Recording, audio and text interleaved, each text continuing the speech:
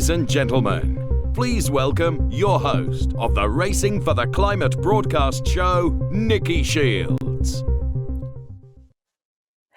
Hello everyone, a very special welcome. I cannot believe I'm about to say this, but welcome to episode 9 of Racing for the Climate. Gosh, time has flown so fast. This is round 9 of the RCCO World EX Championship, and actually it's going to be a rather special one to get particularly excited about, because for the very first time in the history of this championship, we are racing on an oval. And of course, if we're going to race on an oval for the first time, we have to do it on the most famous speedway circuit of all. It is, of course, the Indianapolis Motor Speedway. That 2.5 mile long oval will certainly provide plenty of thrilling race, that's for sure. And I think it's going to be very different from everything that we've seen so far in what has been a really, really exciting first season of the RCCO World EX Championship. And hopefully you're as curious as I am to see what's going to unfold. We've got lots of exciting racing, so I hope you're going to be sticking with us for the remainder of the evening. Now, the Indy 500, of course, is one of the oldest, most historic, prestigious motor races in the world. It's actually a race that I have yet to go to, but it is very much on my bucket list. So if you have been to an Indy 500 race, I'm very envious.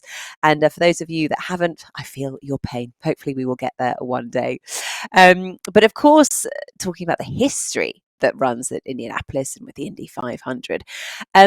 Indianapolis is also looking into the future, very much so, because actually we witnessed last weekend, very recently, there was the first ever Indy Autonomous Challenge, which took place at the famous circuit, which was great fun to watch, I must say, and we will learn more about that event a little bit later on in the show. But first of all, let's get excited about today's location and also what the US and Indiana are doing for a better future.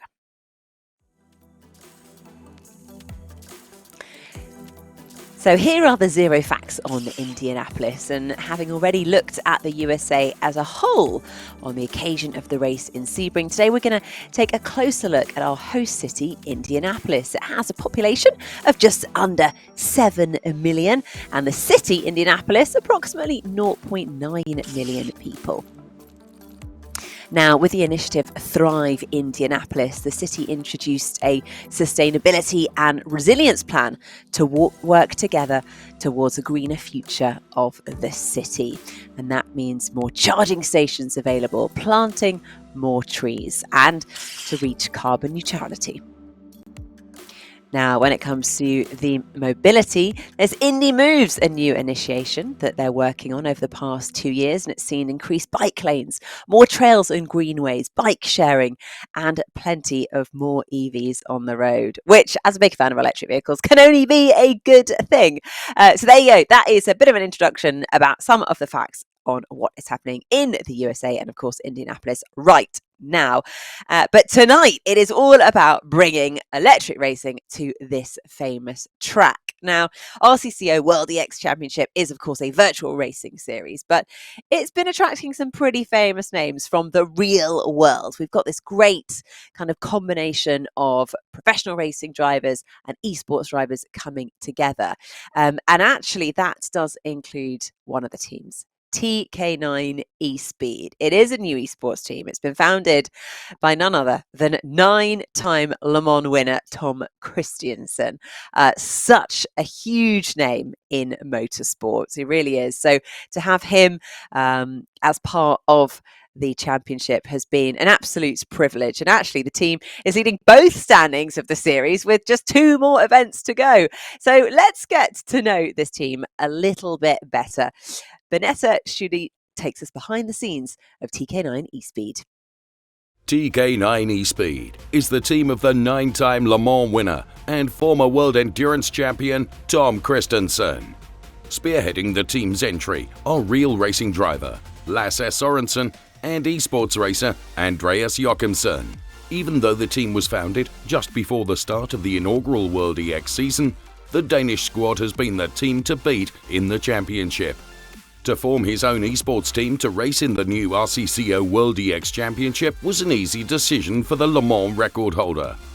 We said yes on the spot. It's something which we absolutely have not regretted. It's great to be part with TK9 Esports in one of the very, very best championships going forward in this, for me, brave new world. The TK9 eSpeed team's starting numbers of 7 and 9 also include special meaning for team founder Tom Christensen.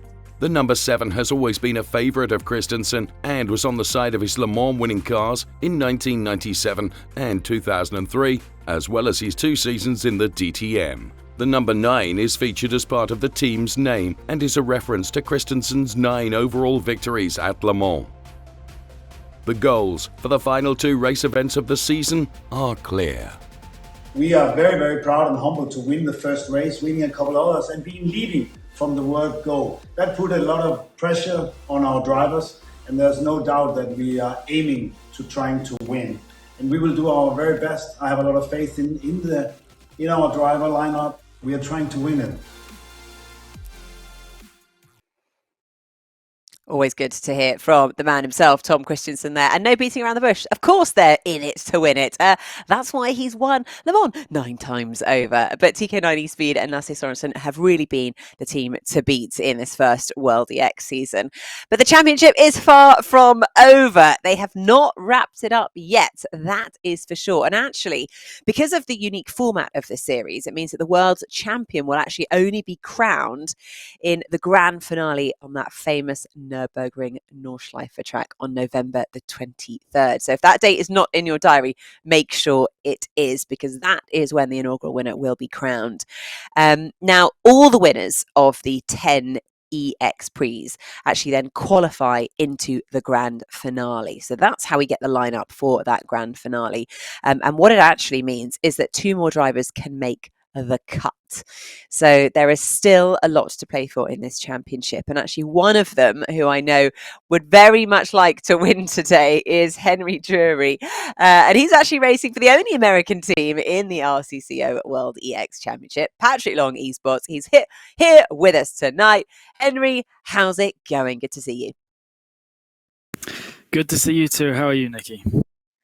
Yeah, I am not too bad. Thank you very much. Yeah, I've been getting over a bit of a cold recently, but other than that, I'm fine. Thanks for asking. But no, we're actually super excited because we've seen flashes of brilliance from you, Henry.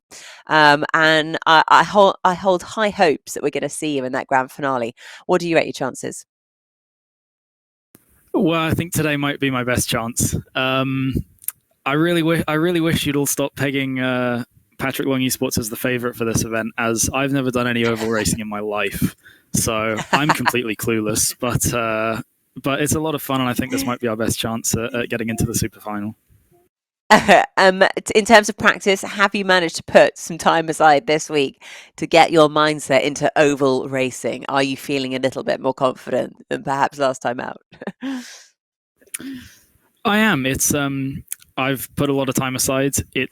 I didn't realize quite how different oval racing is, so I definitely have a newfound level of respect for the guys who do this sort of thing full time in the real world. But yeah, I've been trying to get used to it. What's the thing that surprised you the most about it? What's the hardest element, I suppose, the biggest challenge? I think the biggest challenge is also the most exciting part of it, in that it's just a very different style of racecraft. So the typical fighting and the typical strategy that you'd employ on any other track or in any of the last 8 races is completely different to today, and I'm really excited to see how that's going to play out. Now, I love your history into, actually, I suppose, both racing and esports racing. It hasn't been a straightforward road, has it? Can you just give us a bit of a summary of what your journey so far has been to sort of end up here? How you got into esports racing initially? Well, it was a bit up and down. So ever since I was a kid, I've always wanted to be a racing driver. I think, like most kids, I would sit there when I was 3-4 years old and watch the F1 with my parents. The short version of the story is that I couldn't afford it. Eventually, I was taught that it was impossible, and I sort of gave up on that dream. I moved on to other things, and I ended up becoming a 2-time national champion in figure skating. I represented my country internationally, and I was planning to run. Can you just say that sentence one more time, please? Sorry.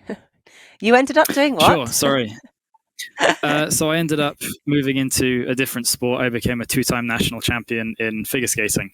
That is amazing. That is not something. Sorry, I think there's a slight delay. That is just not something you tend to hear about very often. You know, going from wannabe racing driver to then ended up being gold medalist in figure skating. I mean, that's incredible.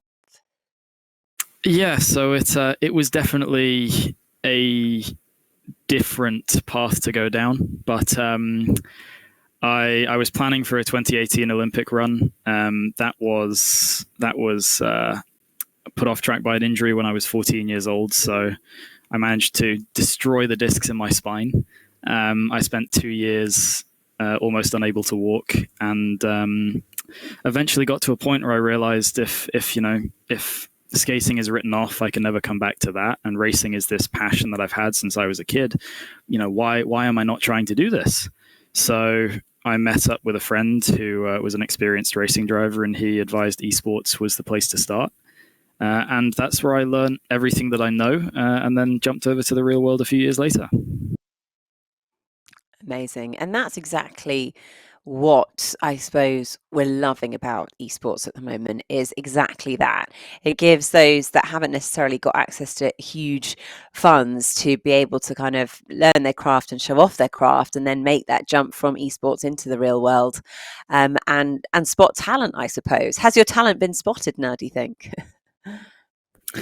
I don't know about spotted.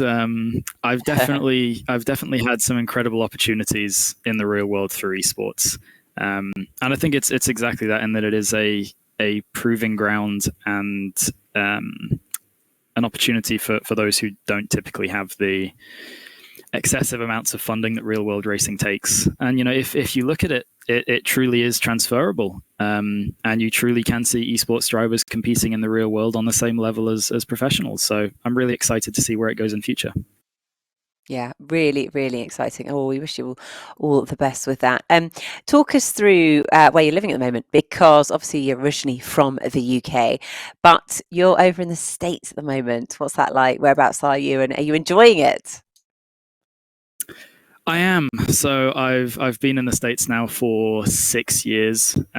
We actually originally moved for my skating. Originally, my sister and I skated together, and the coaching opportunities in the US plus job opportunities for my father meant that we moved over here in summer of 2014.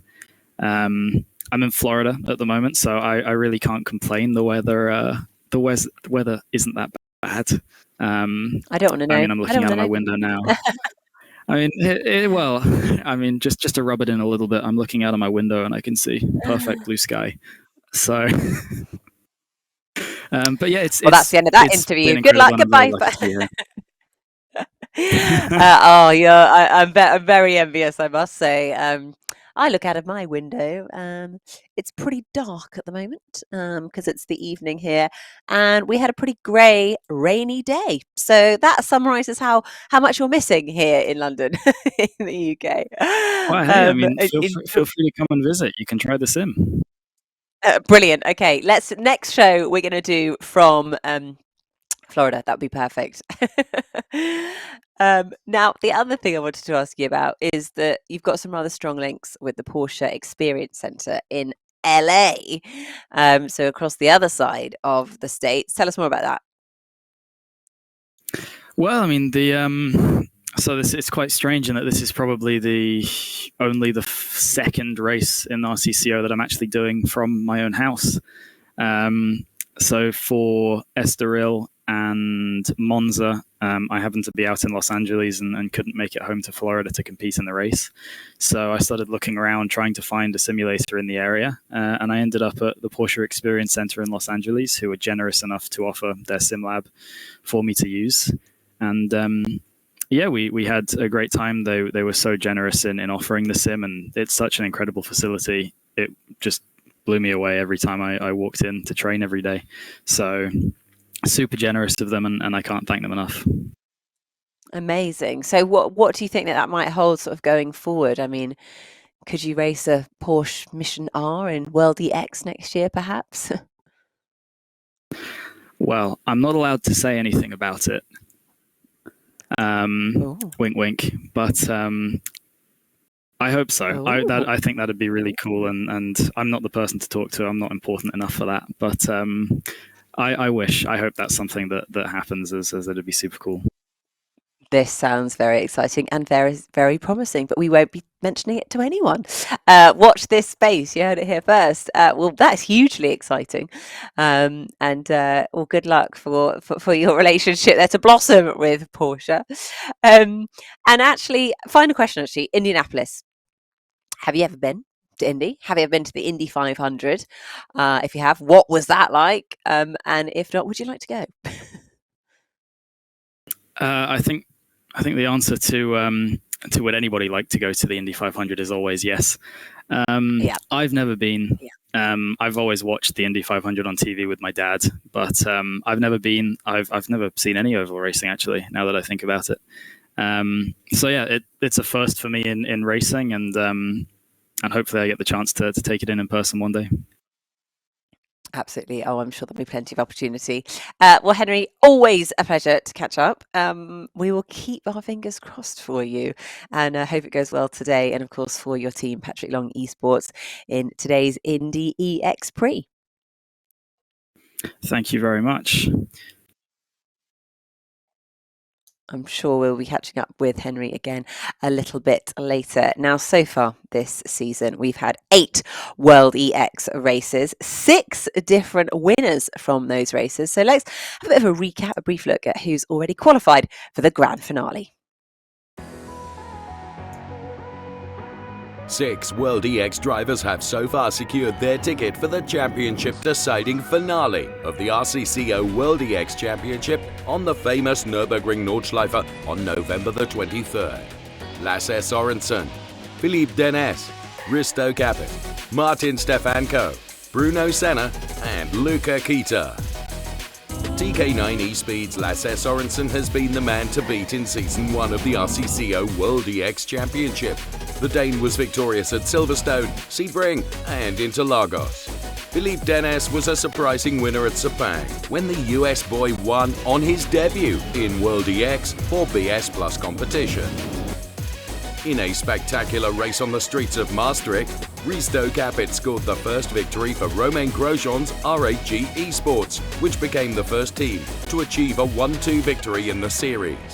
In the night race at Estoril, Martin Stefanko was able to keep Lasse Sorensen at bay in the super final, scoring the first World EX victory for Williams Esports. Bruno Senna made it 2 wins in a row for Williams Esports at Spa-Francorchamps, with Martin Stefanko making it a 1-2 for Williams. At Monza, 18-year-old Luca Kita from Germany became the youngest winner of an EX Prix, securing Bela Racing Team Euronics a ticket for the big finale. With just 2 more races to go, 2 more drivers could still make the cut.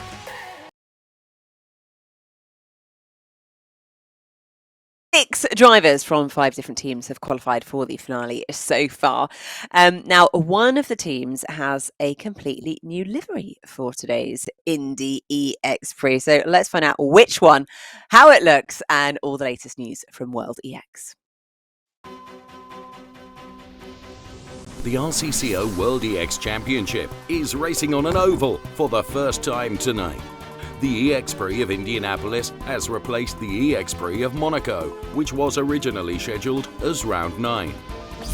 Romain Grosjean will be racing on the famous oval of Indianapolis, also in the real world, as the Frenchman recently signed a contract with Andretti Autosport to contest the full IndyCar series in 2022, including the prestigious Indy 500.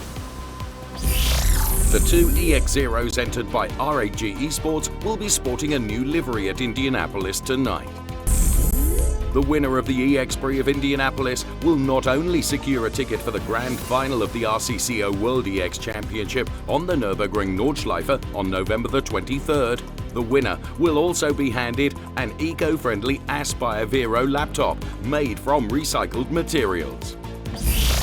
World EX driver and team owner Nico Müller has been confirmed by Audi Sport for their new LMDH sports car project. The brand with the 4 rings will return to sports prototype racing and the Le Mans 24 Hours in 2023 with a hybrid. Formula E ace Lucas de Grassi had the chance to test drive the real EX0 built in 1/5 scale by his race engineer Markus Michelberger during the DTM weekend at Hockenheim. German engineer Julius Martin scored his first victory in the RCCO Esports series with the EX0 at Portimao. TV Racing's Andre Dietzel extended his championship lead, winning the second race on the demanding track. Well, there we have it. Some of the news that has been hitting the headlines over the last few weeks. Now, as we've mentioned, of course, Indianapolis is such a prestigious, historic race, and it is the first oval on the schedule of the RCCO World EX Championship. So, as usual, we are going to get the RCCO co-founder, Mike Rockenfeller, to take us on board the 1,000 horsepower all-electric EX0 for, well, it's not really a track guide to say. It's more of a hot lap, isn't it? 4 corners, 4 straights. Let's hear what he has to say.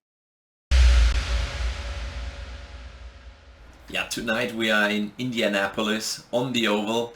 The first ever oval race we are doing with the EX0. Second to last round of our championship. And like always, I take you on board and we do a quick lap here in Indianapolis. And here we go. Like always, we start the lap on start finish. Already close to 370. First one, wow, almost flat. Second one, flat. Wow, this must be so cool to be in an Indy car here, and it's even so cool to be in the EX0. Flat out, I'm sure the slipstream will be crazy and the racing should be really, really cool.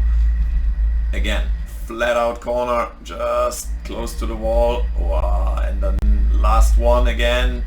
Yeah, we took it flat. And that was already a lap here in Indy. I hope we will see great racing and I hope you enjoyed it. Well, thank you very much, Mike. We did enjoy that. I think the insight that I got from that was flat out. So that really is going to be a pedal to the metal race. Cannot wait to see one of our drivers go head to head on this oval.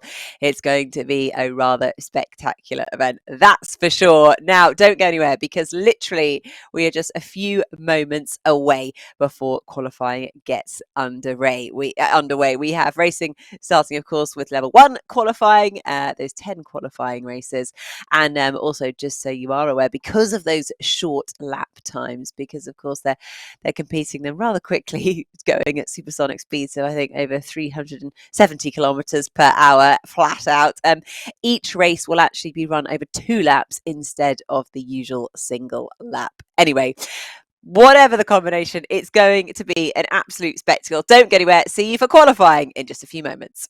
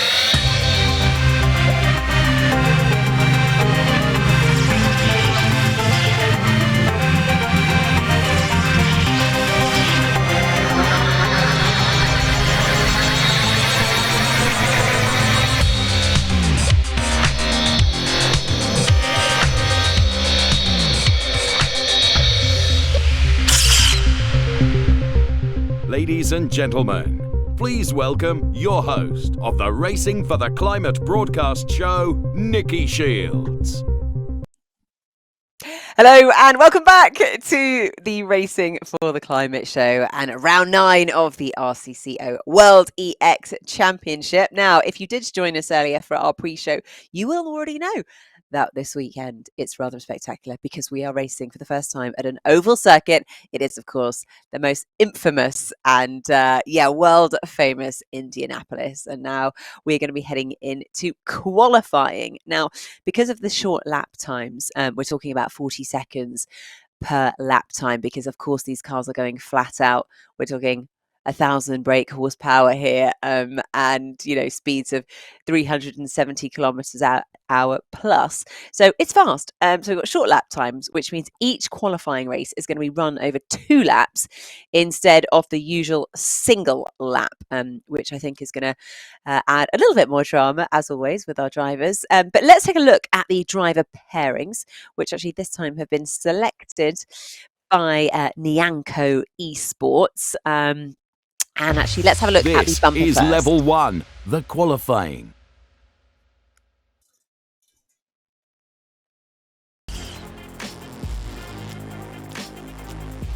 So, in qualifying 1, we've got the pro drivers. Mike Rockenfeller. We know that name, don't we? Going up against Nico Müller. We've also then got Vero, our wild card driver, up against Thomas Schmidt for Nianco Esports. In the third round, TK9 eSpeed driver Lasse Sorensen, 1 to beat, up against Alistair Young. In our fourth qualifying race, we've got Risto Capet, esports driver for RHG Esports, against Martin Stefanko for Williams Esports. Then it is Jack Aitken, the British racing driver, going up against a new driver in this championship, Job van Utrecht. We're going to speak to him about the pronunciation of his name later. Now, qualifying 6, we've got Luca Kita and Alan Terzic going head-to-head. Qualifying 7, it's Henry Drury, who we caught up with earlier for Patrick Long Esports, and Phillippe Dennis for ES Plus Competition. Then qualifying 8, it is Fabrice Cornelis for the esports team WRT against Lasse Bach. Now for the qualifying 9 race, we've got pro drivers Nicholas Hillebrand and Rafael Lobato. And in the final qualifying race, it is Liam Duval going up against Mickey Hoyer for Absolute Racing. Right, so let's catch up with... Oh, look who it is. It's Mike Rockenfeller again. Mike, you're starting off the proceedings today. What's your experience like driving around the Indianapolis circuit? Obviously, we saw you give us that sort of track guide earlier, and the insight I got was just flat out.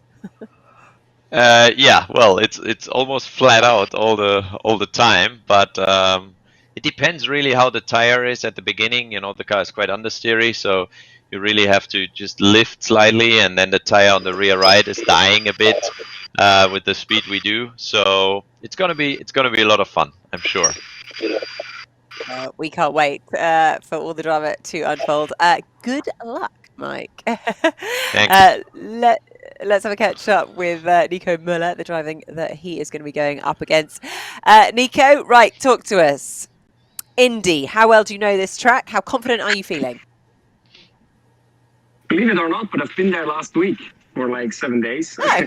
But we've been racing on the road course. There was the 8 hours of Indianapolis, so I know the place, but I don't know the oval. And generally, obviously, ovals is not really what I'm used to. But I think, especially with the EX0, it will be mega exciting to race on the Indianapolis oval, and going up against my old mate Rocky.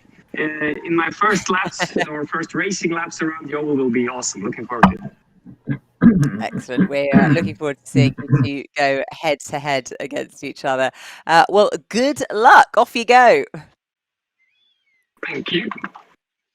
And now, actually, I'm going to pass over to our new commentator who's in for us this week. We've got Brian Oliver in the hot seat, commentator extraordinaire. And actually, I believe he's got a bit of experience at Penske Racing, which I look forward to hearing about at some point. But over to you, Brian. Thank you, Nicki. Well, what a way to start the first ever E-Prix of Indianapolis. Two giants in the world of motorsport. It's Mike Rockenfeller and Nico Muller side by side. And here we go then. The first E-Prix of Indianapolis is underway, and it's Nico Muller who beats Rockenfeller off the line into turn one and around into the short chute. The way to drive Indianapolis is flat out all of the way, and that's exactly what's happening with Nico Muller. He's leading the way, but Mike Rockenfeller along the back straight, lining up. He's picking up a slipstream as they head into turn three. Rockenfeller to the inside, and it's Rockenfeller that's passed. So Nico Muller trying to come back at him. He tries to get a slingshot out of the corner. Back into the short chute we come. Mike Rockenfeller leading the way from Nico Muller, and across the line to complete the first lap. We go again for the second lap. They're running side by side into turn one. Brilliant stuff here. Rockenfeller on the inside, Muller on the outside. This could go any way at all. They're running absolutely level. They almost make contact. Now Muller just in front onto the back straight. They go for the very last time. Absolutely flat out all the way. Rockenfeller once again trying to pick up the slipstream. He moves to the outside, and Rockenfeller is back in front. So it's now Mike Rockenfeller. Looks like he is into the final corners, and he could just take this one. Has Muller got anything left on Mike Rockenfeller? It doesn't look like it. Across the line they come, and it's Mike Rockenfeller who wins the first race. Ah, no! I lost it. Hey, Nico! Sorry, just got him on the line. Sorry, Nico Muller. I don't know, I was focused. Ah! Hey, that was close. It was slow, but it was fun. Yeah? It was fun, so yeah. close. I mean, we were trying to be. I thought I have you because you were so slow. So I just, launched it, and I thought, okay, it's enough. But you timed it well. Good job, man. Congrats. Thank you. That was good fun. Thanks, man.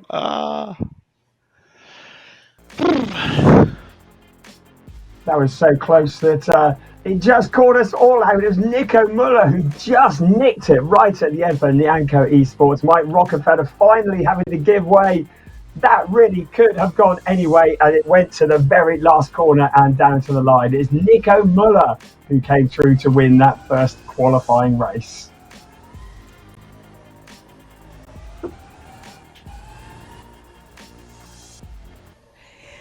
Oh, what an exciting race that was. I like how they kicked off proceedings there. Let's have a quick chat now with one of our wildcard drivers, esports racer, Goofy Piro. Goofy, I don't know whether you saw that race. Have you learned from that experience? I think Mike Rockenfeller's going to be kicking himself a bit. It's not easy because he almost had him. I think nobody wants to lead the last lap, so it'll be a bit difficult to figure that one out. What's the secret going to be then? What do you think? What does it take for you to beat Thomas Schmidt at this oval track? I think I just have to do something that he's not expecting. A little bit of a surprise. I think you can win it by being either in front or behind out of the last corner. You just have to be really close. I think I'll just play it by ear. I'll figure it out as I go along. I'm intrigued. We will be watching closely. All right, well, let's catch up with the driver you're going to be going up against, Thomas Schmidt. Thomas, I don't know if you heard what Goofy said just then. He said you can win, even if you are behind coming into that last corner, and prepared to be unexpected. Yeah, for sure. But first of all, you need to avoid the walls, and then it's all about tactics. And let's see how it turns out. Yeah, that is makes a lot of sense. All right then, Thomas. Good luck. Thank you.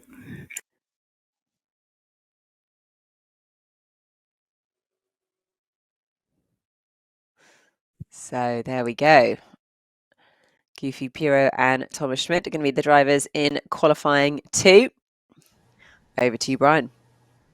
So here we go. It's Goofy Piro, and it is Thomas Schmidt running side by side for the second race here at the Indianapolis Motor Speedway, the Brickyard. 5 miles of racing ahead of us. We're waiting for those lights to go out, and we are on the edge of our seats, and it's go. Absolutely neck and neck into the first corner, but now is it Pirro? No, it looks like Schmid. Oh, it's too hard to call. They're running absolutely side by side once again. This track is the great leveler. It's Pirro, it's Schmid. No, it's finally Schmid who's in front. So Thomas Schmid leading the way from Goofy Pirro, the son of Emmanuel Pirro, in second place, but not for long. So into the corner we come. It's Thomas Schmid leading the way along the backstretch. That was a hit. And a little bit of contact there. This is strictly non-contact racing. Thank you very much. And it's flat to the floor. Just turn left. Now, first lap is completed. Still Thomas Schmid for leading the way. And Goofy Pirro still in second place. Now, Pirro, is he going to get that slipstream as they go around this final time? Down on the back straight, will he get the slingshot into the corner? It's Pirro who moves to the outside. You can see the concentration on his face. He ducks back to the inside. Schmid closes it off, but Schmid has gone high on the track. But it's still Schmid who leads the way. Goofy Pirro in second place. Around the corner they come to see the checkered flag. And this race is going to go to Thomas Schmid, or is it? They run side by side. And it's Thomas Schmid who wins it by just a fraction from Goofy Pirro. I think you got it, mate. I think that's because your car was a little bit damaged, no? Yeah, that was a bit of a that's why I tried to stay in front. So otherwise I would have waited. Yeah. So even the drivers don't know who's won. Incredible. That is 2 races that have gone down to the wire. Absolutely brilliant stuff. The Indianapolis Motor Speedway is the great leveler. And the race eventually going to Thomas Schmid of Nyanko Esports, with the wildcard Goofy Pirro only just missing out by just a few centimetres. Unbelievable stuff. Really entertaining. Can't wait for the next one. Qualified 3 coming up in just a moment. Yes, it really couldn't get much closer in those first 2 qualifying rounds. So, Alistair Young, having watched those, how are you feeling? It's going to be a competitive day in the office, I think, for you drivers. It's really just who's behind and close enough out of turn 4. The slipstream on these cars is super powerful. You are up against Lasse Sorensen, though. I mean, he's been pretty epic in the championship so far. Yeah. I'm up against the best of the best here, so we'll see what happens. All right. Well, best of luck. Well, let's catch up with the man himself, Lasse Sorensen, for TK9 eSpeed, and see how he's feeling about racing on an oval track for the first time in this competition. Lasse, how are you? And how much prep and have you been putting in for the oval, and what do you think the biggest challenge is going to be?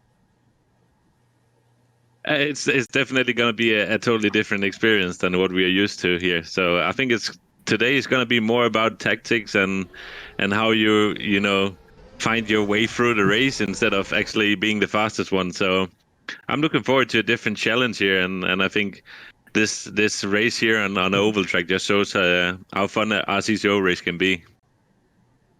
Excellent. That's what we like to hear. Well, good luck, guys, in qualifying 3. Thank you. Thank you.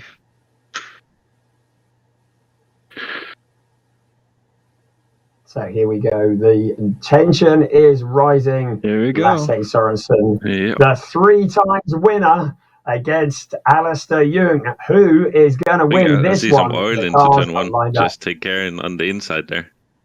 Yeah. Yeah. Just take a really early left, right? Yeah. Don't take it too early. There's a brick wall there. Judging by the Young. flag at the top of the positions tower, I think it's quite a strong headwind. Yeah. Just watch out for that, yeah? Yeah, I'm going to have a big lift into turn 1. I'm sure you are. So Alistair Young on the inside is Lasse Sorensen on the outside. The mighty Sorensen, who has been so dominant in this series, but it's Young who wins the drag race into turn one, into the short I don't know what to do from here now. Sorensen. Me lining too. it up. I'm like, I don't know. Young, he says, I don't know what to do, just I think go my engine flat is out quite, and keep turning left. I don't have more power than this. There's plenty of power here. You've got 1,000 horsepower under your feet. So, you haven't gone right. It's Young who leads the way from Lasse Sorensen. Here comes Young, but Sorensen, he's picking up the slipstream as they head along the straight and into complete the first lap. It's still Alistair Young leading the way. Lasse Sorensen, the multiple winner in the RCO E3 racing this year, tracking Young's every move. And you can see Young just swerving slightly. Is he trying to break the toe? Sorensen still lining him up. Is he going to make a charge into the final set of corners? And here he comes onto the inside. Is Sorensen in the lead. Lasse Sorensen just sweeping past in the closing stages, but Young is coming back. He tries to get the move onto the inside, down towards the pit straight. They come, avoiding the wall, but it's Sorensen who leads the way, and they cross the line. Good race. And it's Sorensen who wins from Alistair Young. Using the pit wall there. I don't really know what to. I mean, it's hard to be in front. It's hard to be behind as well. Yeah. Did you take a lift just before the coming out of turn 4? Yeah. I don't know. I had to do something. I don't know. I was turning down I was running like 800 horsepower for the first lap just to see what would happen.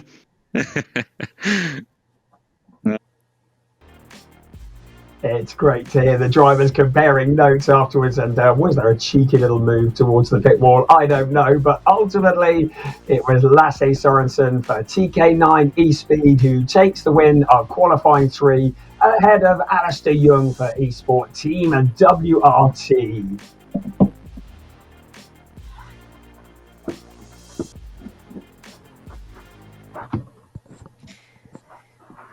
Okay, well, let's have a catch up with the drivers going into qualifying round 4. Risto Capet for RHE Esports.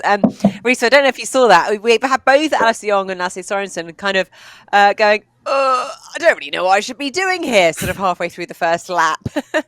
Have you learned from the watching guys them? who are all the guys who are not racing, we're watching it very closely. We are learning something new each time. Well, we knew that it's possible to play chicken, but then again, you lose on your lap time, so you get a worse position in the end. So you have to find a compromise to get a good position, but not go too slow either. So you never know what's going to happen. It's always that risk and return, isn't it? That fine balance. What's your strategy going to be then? Well, I'll try not to lift to get a good lap time, but we'll see. It depends on Martin. I mean, I can't tell you. He's listening now. Exactly. Well, speak the devil. Let's go over to Martin Stefanko and see what he is feeling about this race.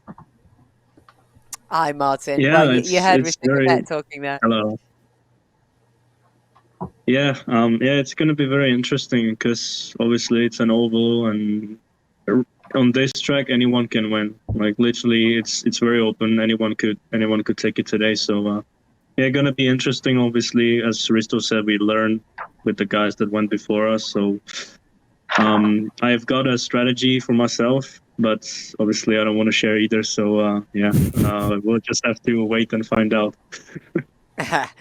So both drivers keeping their cards very close to their chest, understandably so.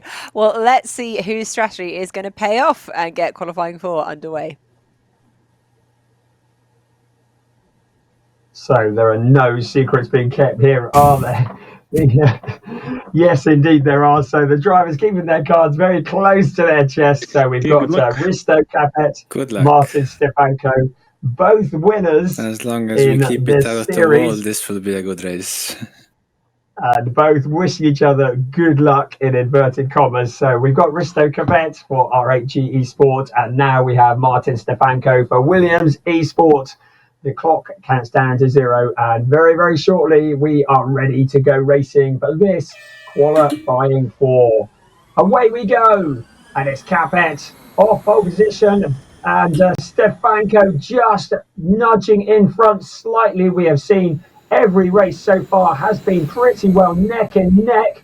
Capet is in front though, Stefanko in second, 0.153, 0.170, so Capet is starting to pull away just a little bit. But at Indianapolis, all the rule books go out of the window. Now Stefanko tracking Capet, every move. Into the corner they come. It's Risto Capet leading the way at the moment. Has Martin Stefanko got anything that he can bring to the table? Along they come to complete the first lap. And now into the second 2.5 miles. Here at the Brickyard, the crowd have been thoroughly entertained here. It's Risto Capet who leads the way. Martin Stefanko not quite close enough to make a challenge at the moment, but still a little way left to go. The second half of this lap, it's Risto Capet who leads, but Martin Stefanko now looking closer than ever before. Just 0.111 going into that corner, but it really does look like Capet has got this one covered off. And you can see the concentration in their eyes as they come across the finish line, head towards the pits. You're not going in there, are you? But now a last charge from Martin Stefanko across the line. And how did he do that? Martin Stefanko just grabbing it at the line. Incredible stuff. Did I get you? I don't even know. Yeah, you did. Oh my god, that was perfecto. Oh man, it was so close. I thought I was like way too behind going out of the final corner. It just worked out. Yeah. Yeah, GG. Yeah, not GG, man. Absolutely incredible stuff. We've had 4 qualifying races so far, and all 4 of them have been decided at the line. This time, Martin Stefanko didn't look like he was going to win that one for Williams Esports until the line. And he beat Risto Capet all the way to that white line in Risto Capet in the R8G Esports car. Brilliant stuff. Can't wait for qualifying 5 coming up very shortly. It continues to get tighter and tighter, doesn't it? I mean, that was an unbelievable finish. What was it? 9 thousandths of a second between them. And I love that camera angle as well.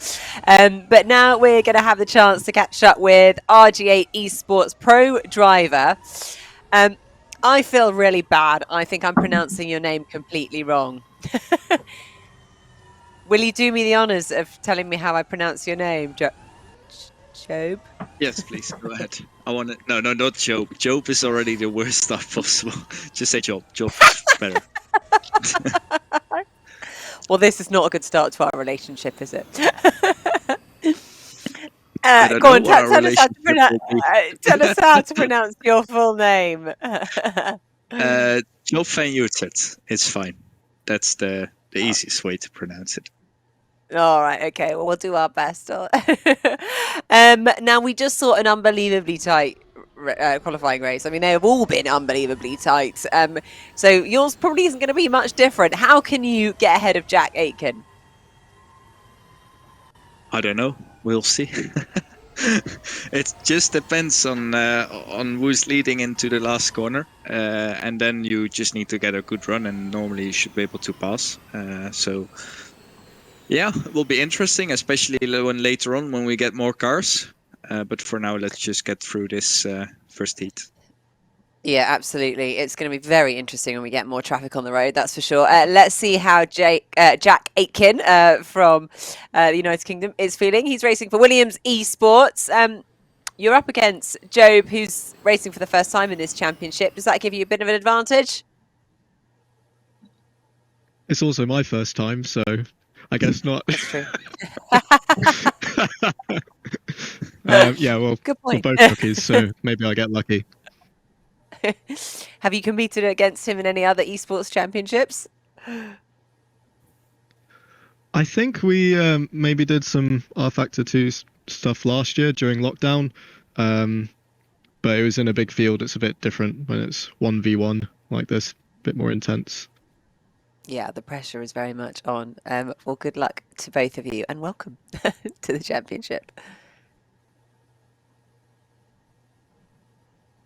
So we prepare ourselves. Jack Aitken, you can see a great shot of his rig there.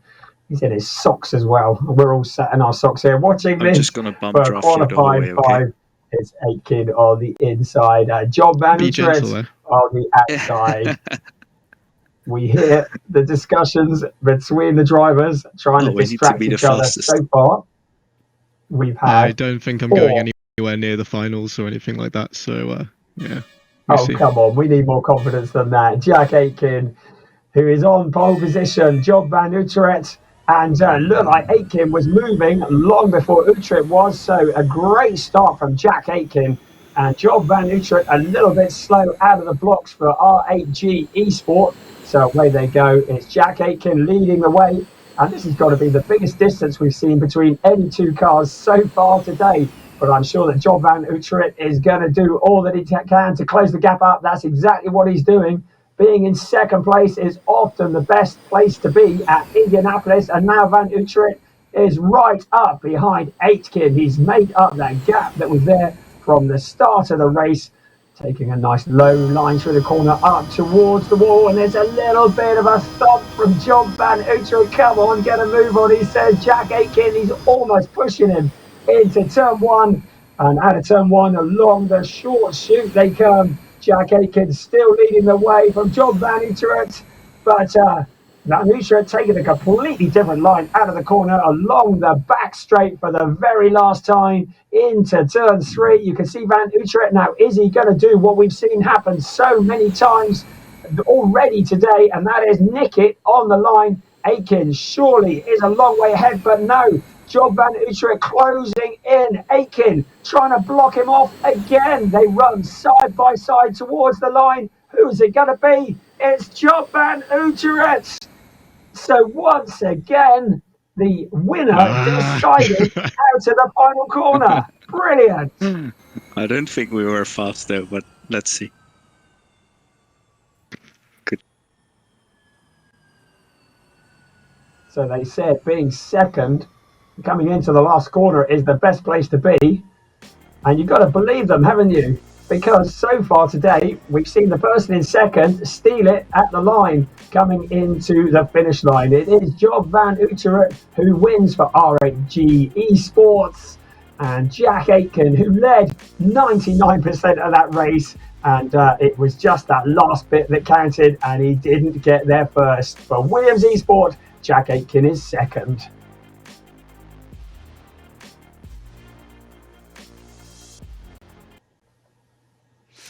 All right, well, now it's time to catch up with the VS Plus competition driver, esports pro, of course, Alan Turzek. Always good to see you, Alan. How are you feeling about racing on an oval track? Feeling good. Not much practice needed for this, so it's refreshing. That's unlike you.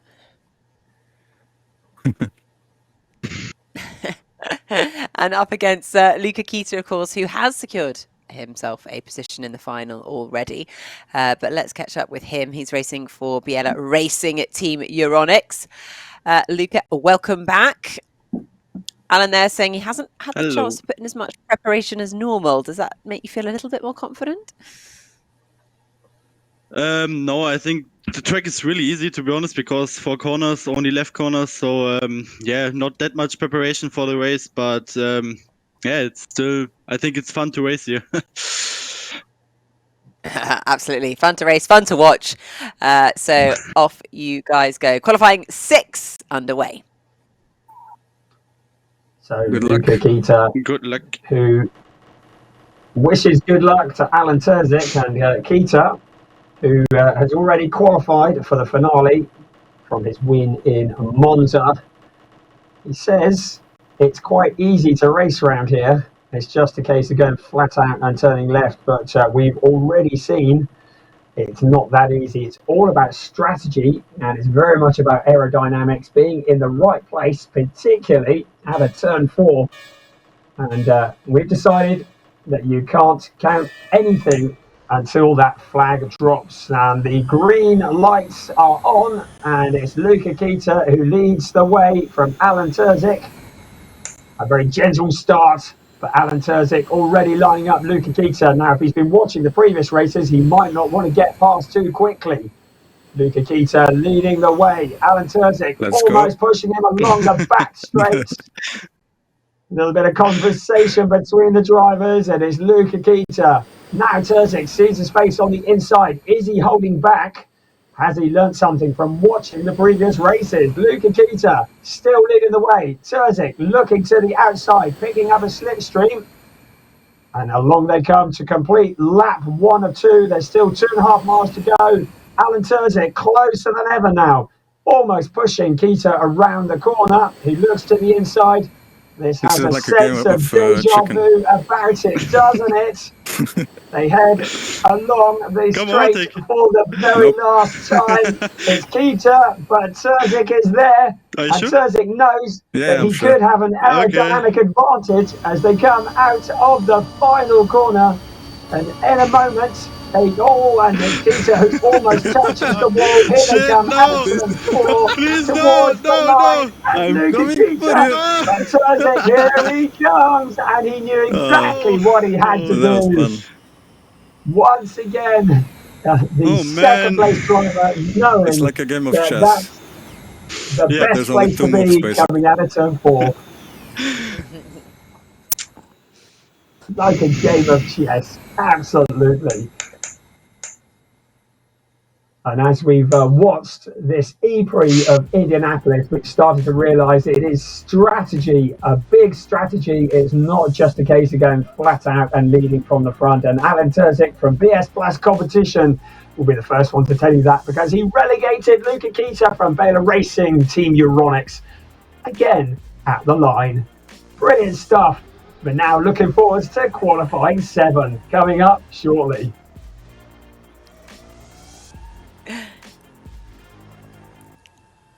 What a brilliant race there. And yeah, congrats to Alan Terzic. Let's catch up though now with Henry Drury.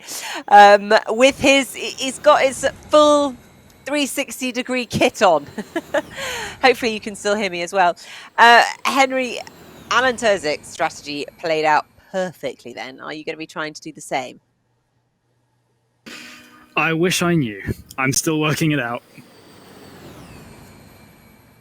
Now, okay, well, you haven't got much I longer. do have the goggles you haven't on. got much longer. But as you can't see my face, I have a special surprise to make it that much easier for you. Or I have a secret plan to sneak the super final if I don't make it. I am now Mike Rockenfeller. So there you go. Well, I wasn't expecting that.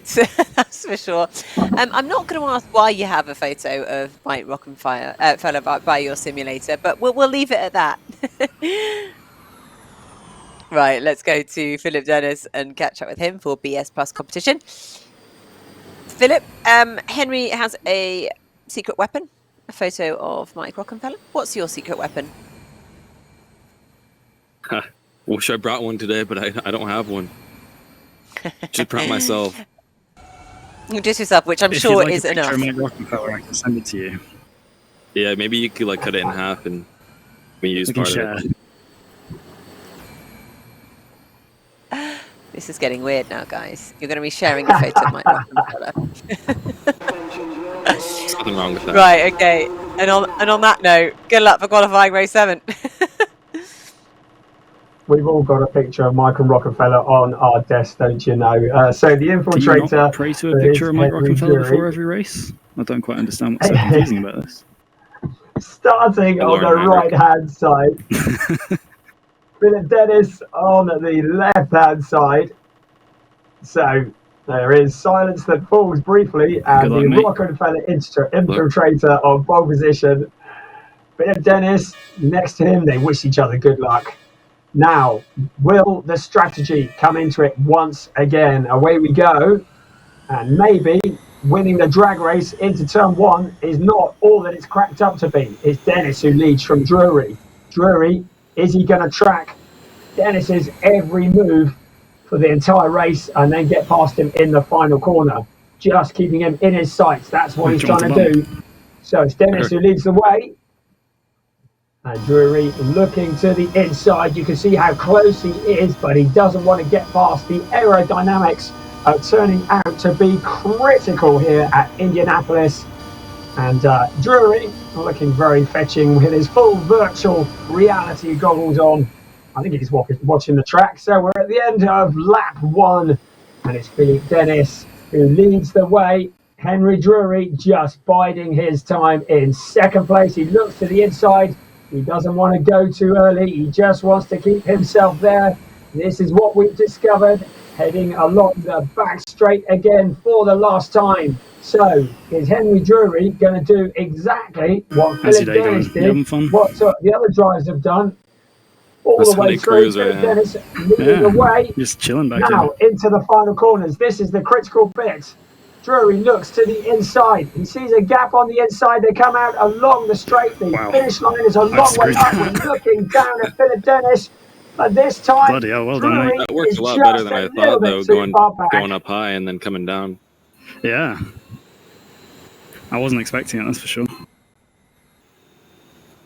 So I did wonder why you were so high in turn 2 on that last lap. Possibly the first race when we've seen missed the corner. The long-time leader actually win it.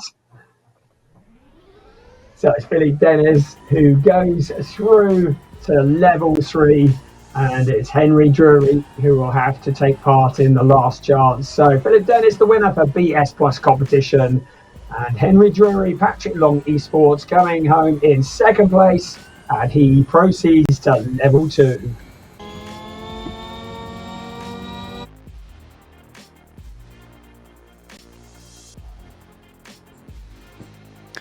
So this is going to be particularly interesting to see the strategy into qualifying 8, because I mean, what we just saw there let's have a chat with Fabrice Cornelis, because what we just saw there, Phillippe Dennis take the win, having been at the front for the entire race. We haven't really seen yet. Are you going to be, following his footsteps? Oh, it's very difficult to say. I think just need to start the race and then see where I am, P1 or P2, and then see from there what's the best strategy. Well, at least we've seen it tried and tested by Phillippe Dennis there. Let's have a chat with Lasse Back, who's racing for TK9 eSpeed. Lasse, you're going up against Fabrice Cornelis, a well-established driver in this championship so far.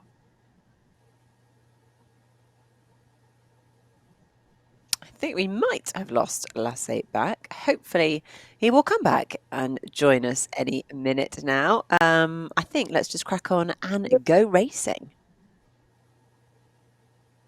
So far it has been a race about strategy. Apart from the last race, the best place to be has been in second place. Now the question is that going to continue to be the case?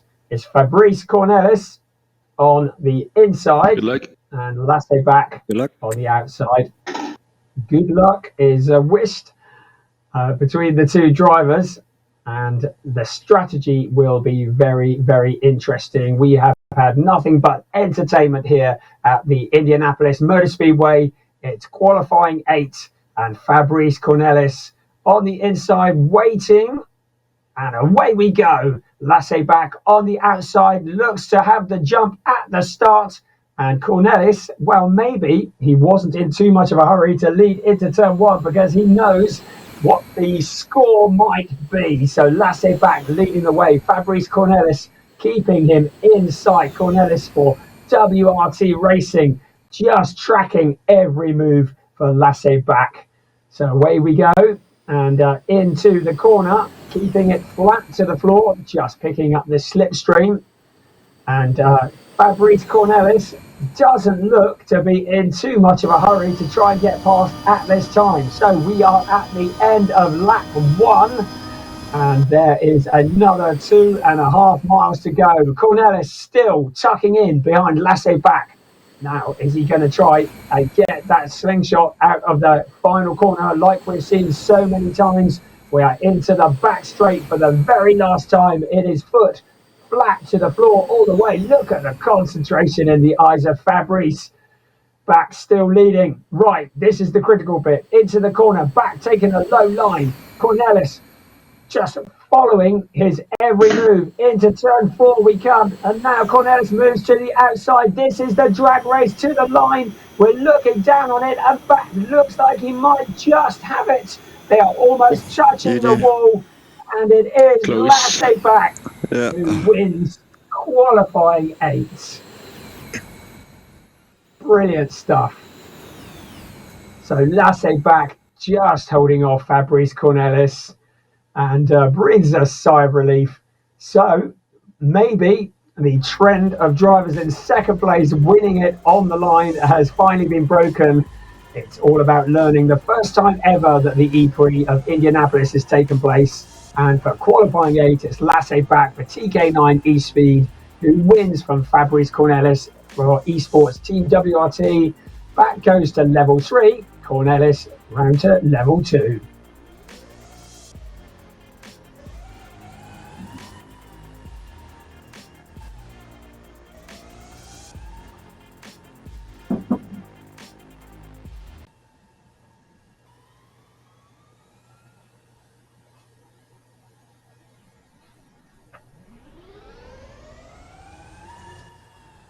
Let's try that one more time, shall we? We're going to be chatting to Nicholas Hilbrand for BLM Racing Team at Eurolix.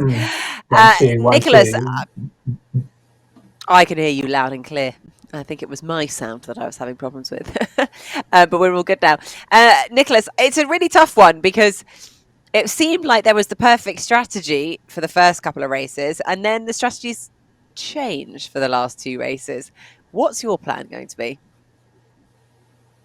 Oh, I have no idea. I originally just wanted to race flat out and, go 2 wide everywhere pretty much, but it's turned from racing to 3D chess, so we're gonna have to see until the race to see what's gonna happen. I like it. 3D chess. Brilliant. Well, good luck, and hopefully I'm trying to think of a good chess analogy. Your king wins. But anyway, but Rafael Lobato for Absolute Racing. Right, it's a game of chess. Cat and mouse, some may call it. How are you feeling about the race? Yeah, I think it's going to be a really good race. I hope so far. But the slipstream will be the key for the race. We're going to see what happens. All right, well, good luck for qualifying 9. Thank you. Ooh, some very pretty lights in the background of Lobato's seat there. So he just prepares himself. Very atmospheric indeed as Hilbrand on the grid, and now Lobato has appeared. So we have seen different strategies. This has been described as like a game of chess. It's not just about going flat out all the way. It's very much about thinking and thinking about the slipstream. Is it an advantage to be in the lead on the exit of turn 4, or isn't it? Well, we'll find out on this particular race. Qualifying 9 is about to get underway. And we are go. Looks like Lobato has got the slightly better start, but here comes Hilbrand through on the inside, and it's Hilbrand who currently leads the way into turn 1. Into the short chute they come. Nicholas Hilbrand leading Rafael Lobato, and out onto the back straight. Now, will Lobato make a move, or will he decide to just bide his time? So he's tucked up behind Hilbrand in towards turn 3. Nicholas Hilbrand and Rafael Lobato. Great view from on board, and you can see the drivers in the cutaways concentrating hard. Hilbrand, Lobato completing lap 1. That's kind of like the warm-up, really, isn't it? Because this is where it really starts to count. Now Lobato starting to look a little bit more eager. Hilbrand goes higher, Lobato goes lower, and into the corner they go. And now we are heading into the final stages of this second lap. It's Lobato to the inside. Lobato takes the lead. Has he gone too early? That is the question, because Hilbrand is going to try and come back at him. He goes low.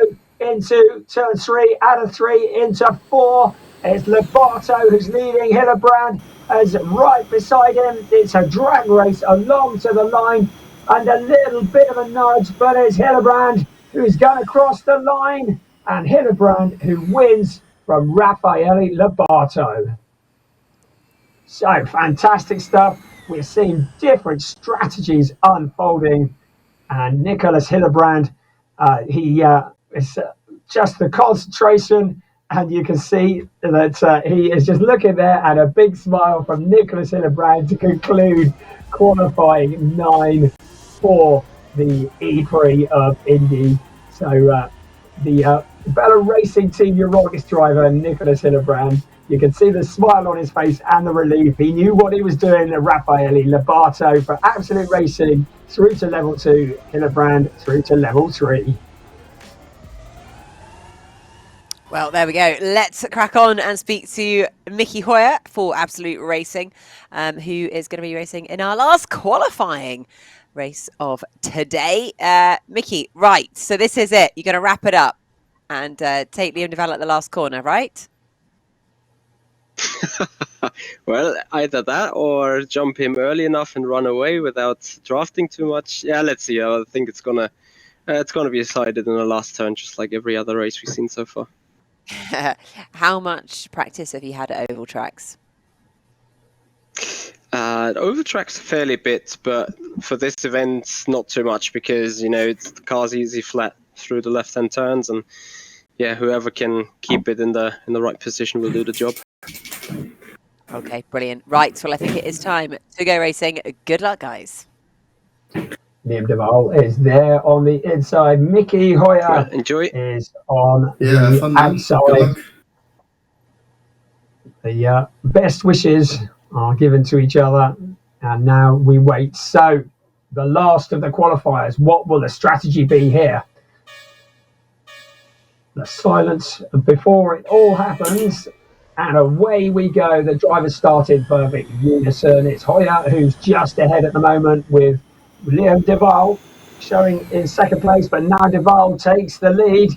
So Mickey Hoyer just tracking his every move again. Liam Duval leading the way. Mickey Hoyer looking fairly eager pretty early on in this race. You see the concentration in the eyes. Liam Duval still leading into the corner. Mickey Hoyer, you just wonder whether he has something up his sleeve here, because he's not trying to get past at the moment. He's just matching every move of Liam Duval. They complete the first lap. That was the warm-up lap. Now this is where it really starts to happen. Liam Duval leading the way. Mickey Hoyer into turn 1. They come up towards the short chute. It's flat out all the way. Turn left, turn left. Liam Duval now under immense pressure from Mickey Hoyer and onto the back straight for the last time. This is where we have seen the strategy unfolding in the previous races. Duval looking under threat. Mickey Hoyer, he's got a plan, but Liam Duval is anticipating it. Here they come out towards the final corner on to the final straight. And it is Liam Duval who's going to cross the line. Cheeky. Not quite enough from Mickey Hoyer. Liam Duval, who takes the win, and you can see what Mickey Hoyer was trying. He was going to try and nick it on the closing stages, but not quite enough. And it's Liam Duval who goes through for Patrick Long Esports.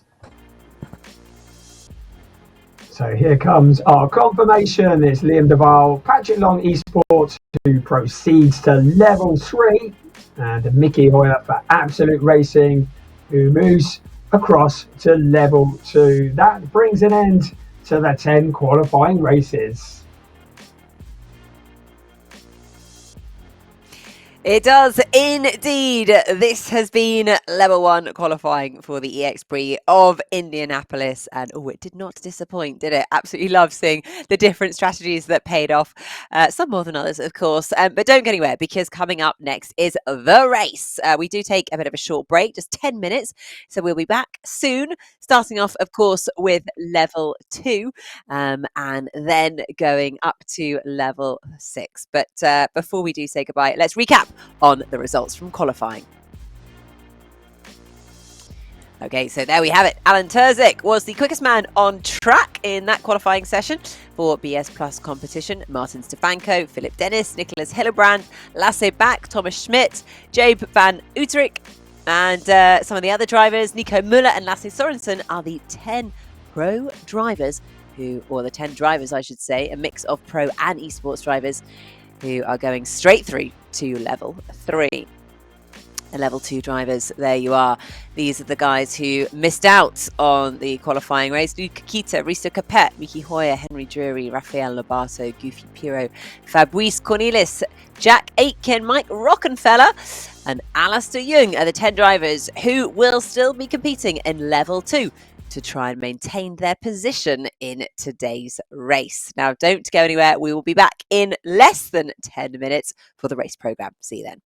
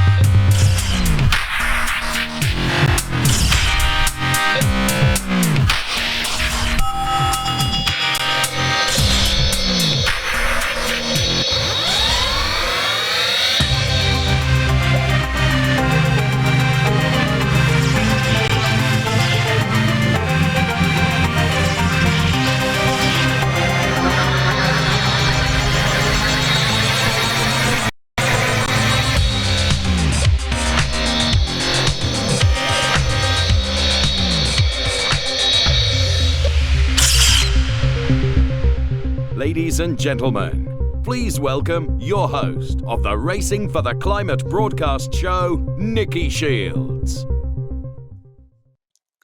Hello and welcome back to Racing for the Climate and the Indy EX Prix, our first one ever. Now, if you did just tune in, well, we have had level 1 qualifying. It's already been completed, and well, you missed out because it was rather dramatic. We've absolutely loved watching these guys battle it out around the oval circuit that is, of course, the famed Indianapolis track. But now it is time for level 2. It is the last chance race. So this is when the losers from level 1 who didn't manage to qualify will compete against each other and hoping to qualify for level 3. So let's have a look at who has made it through into level 3. There you are. They're your 10 drivers who won their race in qualifying and will be going through directly into level 3. We've got some names. I mean, Alan Terzic there has done very well, quickest in the qualifying, but some big names, of course, Lasse Sorensen, Martin Stefanko, who have already secured their position in the grand finale happening on the 23rd of November. Now let's take a look at the drivers who are going to be battling it out in this level 2. The losers from qualifying, the 10 drivers, a mix there of esports drivers and pro drivers. Luca Kita there being the quickest of those losers, but we've got them all, including, of course, Mike Rockenfeller, the boss, and Jack Aitken, who's joining us for the first time racing for Williams Esports. So there you go. Those drivers will be the 10 who are going through to level 2 to battle it out in the hope that they get through to level 3. Level 2, the last chance.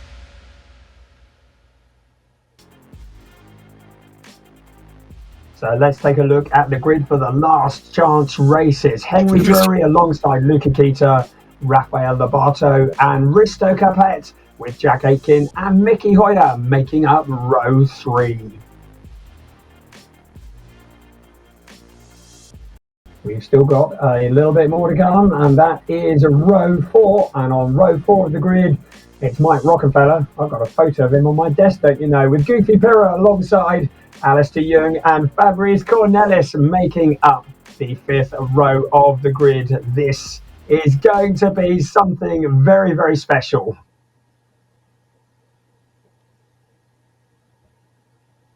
So you can see Mike Rockenfeller, and there you can see the drivers ready with headsets. Henry Drury with his headset on, and very authentic indeed. The cars are lined up, and it's Drury who leads them away, but we're off, and it's Luca Kita, the first of 3 laps. This is the last chance to qualify. Luca Kita, who leads a gaggle of cars into turn 1. Into the short chute we come. Luca Kita from Henry Drury and Mickey Hoyer. So Luca Kita still leading the way. Impressive. All the cars have made it so far. It's the first of 3 laps. There's lots of chopping and changing further back. Mike Rockenfeller at the rear of the pack. We're not used to that. Mickey Hoyer takes the lead. So Mickey Hoyer from Luca Kita. And we got spinners out of the back. So 2 cars have gone spinning. And Hoyer continues to lead the way. It's the end of lap 1 here for level 2. So it's Lobato, Pirro and Young at the back that we've lost. But Mickey Hoyer, but the slipstream is so powerful here. Whoever's leading at the moment doesn't mean they're going to be leading at the end of this race. We're in lap 2 at the moment. And it's Mickey Hoyer who still leads the way from Capet and Kita in 3rd place. But now Kita is up to 2nd, Drury up to 3rd. They are chopping and changing on every single corner. Mickey Hoyer leading the way at the moment. He's broken just a little bit clear from Luca Kita. So Drury up to 2nd place. But still Hoyer just a little bit clear. We complete another lap. We're into the last lap now. It's Mickey Hoyer leading the way from Luca Kita. Then it's Drury. Then it's Capet. Then Jack Aitken in P5 with Fabrice Cornelis and Mike Rockenfeller, who's come back into 7th place. But Mickey Hoyer still continues to lead. Now the slipstream is so powerful. Along the straight we come for the last time into the corner. Now Luca Kita lining up Mickey Hoyer, but Hoyer has led for so long. Out of the corner they come. We've got problems. Someone has got spinning off.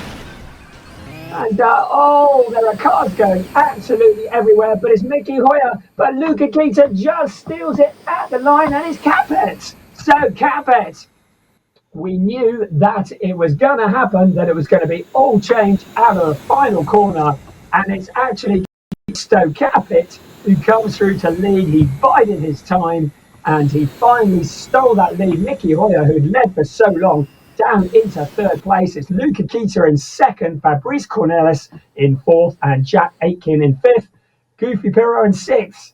Then it's Henry Drury and Mike Rockenfeller, and they are the drivers at the front of the pack. Brilliant racing and high drama. So a very relieved looking winner there. So it's brilliant stuff going on. We saw some cars come in a cropper, some that went into the wall and some that didn't quite make it to the end. And it was all very much about the slipstream in that closing stage. So the drivers that proceed to level 3 are Risto Capet for RHG Esports, Luca Kita for Bella Racing Team Euronics, and Mickey Hoyer for Absolute Racing. Jack Aitken also goes through, and as does Henry Drury and Mike Rockenfeller. But we lose Alistair Young, Rafael Lobato, and Goofy Pirro.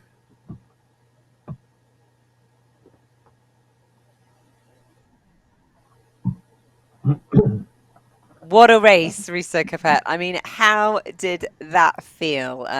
It looked like a bit of carnage there with 10 of you on track at the same time. Yeah, there was some carnage, but most of the time it was tense. I mean, I was completely tensed up. You have to be so alert. The cars are so fast. It's crazy, but I mean, yeah, I'm having fun. So, but it will keep going in no matter what way. The fact that I just won, it's a bit of luck, but let's see. Let's keep this going. Yeah, well, that is the important part, isn't it? Having fun and enjoying it. Although you haven't really got the pressure on you because, of course, you have already secured yourself a spot in that grand finale. So you can kind of relax and enjoy it. Yeah, true. Then again, now as we had also in Maastricht, I could help Gordy a bit. Maybe I can now help Job a bit. We can slipstream each other, maybe something like that. Plus get the team points. So, still always something to fight for. Ah, okay, I see that. Yep, of course, there is team strategy to play for. Absolutely. Well, good luck. I hope that does come into play today. Thanks.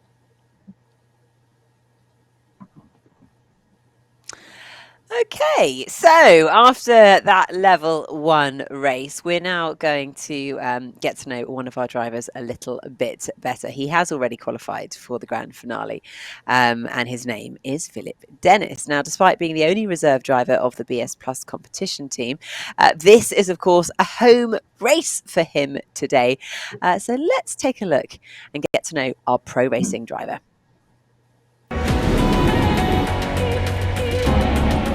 Phillippe Dennis is undeniably one of the best sim racers in the world. 2 wins of the Road to Indy E-Series underline this. Phillippe got a passion for racing at a very young age, growing up near the famous Laguna Seca racetrack. My dad was a Thank you. volunteer doctor at the track, so we pretty much got free tickets to every single event. So, he'd be there working and I'd be there, just enjoying the races, and it kind of just became a regular thing, going to the races, and yeah, it really just made me fall in love with racing. Already at the age of 4, he started with sim racing, not only building the foundation for his sim racing career, but also for a career in real-world racing, including successful seasons in karting, GT racing, and open-wheel race cars. Nevertheless, he never stepped away from sim racing. Well, at first, it was just for fun. I was a kid and I was just playing the games as games, and as I started racing in real life, it kind of became a tool to prepare for an event. But now, being a pro in sim racing, it kind of turned into trying to make both a reality. Being a pro sim racer and a race car driver is what I think is pretty cool, and there isn't really many people that could say that they're doing both. Sim racing also provides unique opportunities for Dennis, such as driving the spectacular EX0, a car rewriting the rule book for race cars. The thing with sim racing is you have the ability to make something like this happen with a car that's not real, but you can make it drive like a real car, and I think it's a really hard car to drive, but it brings out the best in a driver, and the drivers that can handle it the best come out on top.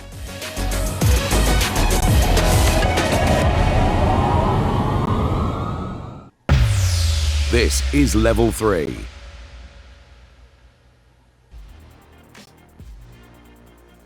For the quarter-final of the RCCO World EXE Prix of Indianapolis, it's Phillippe Dennis and Nicholas Hildebrand who line up on the front row.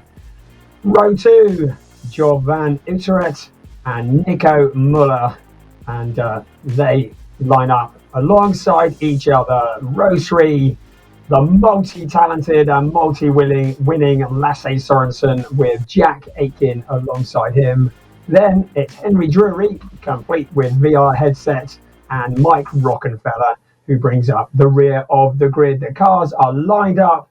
It's Dennis and Hildebrand on the front row, and very, very shortly we will be ready to go racing here at the Brickyard, the Indianapolis Motor Speedway. Away we go. And all the cars away clean. Is Dennis, who's showing in the lead at the moment.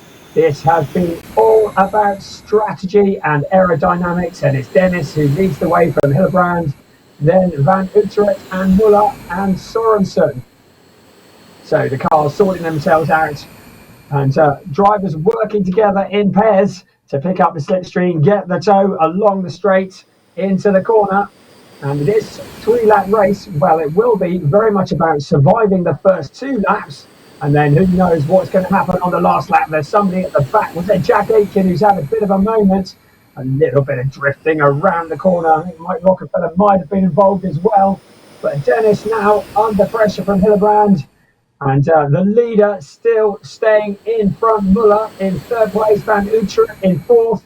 Then it's Drury. They're making a bit of contact with the wall. The lead duo have pulled away slightly. Phillippe Dennis and Nicholas Hillebrand leading the way at the moment. It's lap 2 of the 3 laps here at the Indianapolis Motor Speedway. We are riding on board with Hillebrand, looking at Phillippe Dennis in front now. Has Hillebrand got a plan up his sleeve? Is he just biding his time? We've seen this happen so many times before. Into the last lap of the race. Right, this is where it's really going to start happening. The challenge for the lead from Hillebrand. Dennis just holding that tight line. Van Utrecht into third. Drury in fourth. Sorensen fifth. The first 4 have broken away. It's Dennis from Hillebrand. Hillebrand heads along the back straight for the final time. He's got Dennis in his eye line. He's just behind. It's going to be a 4-way scrap for this lead. Here they come into the corner. Dennis in the lead. Van Utrecht up to second place. And now into the short shoot out of the final corner. And onto the straight they come. It's Dennis in front. It's a drag race to the flag. Look at this. Dennis just winning from Van Utrecht, Hillebrand, Drury and Rockenfeller. And brilliant racing. Brilliant stuff. So Dennis as the winner of that race. Absolutely stunning driving. The strategy working out perfectly. And he's one happy man. So once again, the drivers just biding their time, surviving the first couple of laps. Well, most of them did, and a couple of them didn't. It's Phillippe Dennis who wins for BS Plus competition from John Van Utrecht in the R8G Esports. Nicholas Hillebrand for Bella Racing Team Euronics. Henry Drury from Patrick Esports. Mike Rockenfeller for TV Racing, and Lasse Sorensen for TK9 eSpeed, who goes through to level 4. We say goodbye to Jack Aitken and Nico Muller. Bye-bye, Jack and Nico.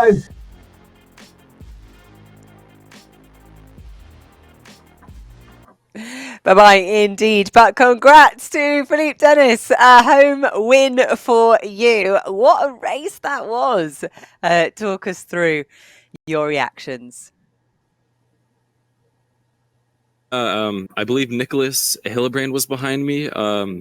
He was pushing me the whole time, and I think that worked really well. Just having the two of us linked together almost the whole race, and just keeping myself up at the front. I think if I can keep up this momentum, hope we can get a good result. Yeah, absolutely, and it is such an important. You have obviously got yourself through to the grand final, but it's so important for the team, isn't it, to get as many valuable points as possible still. Yeah, absolutely. We're fighting for the team championship here, and Alan has been doing so well. I hope we can get a great result, especially at the end here. Brilliant. Well, congrats and good luck for the next level. Thank you. It's the second of our quarterfinals, and Alan Terzic with Martin Stefanko alongside. Row 2, Liam de Waal, Lasse back. And on row 3, Thomas Schmidt and Risto Capet. And we just got a few moments before we will be getting ready to go racing.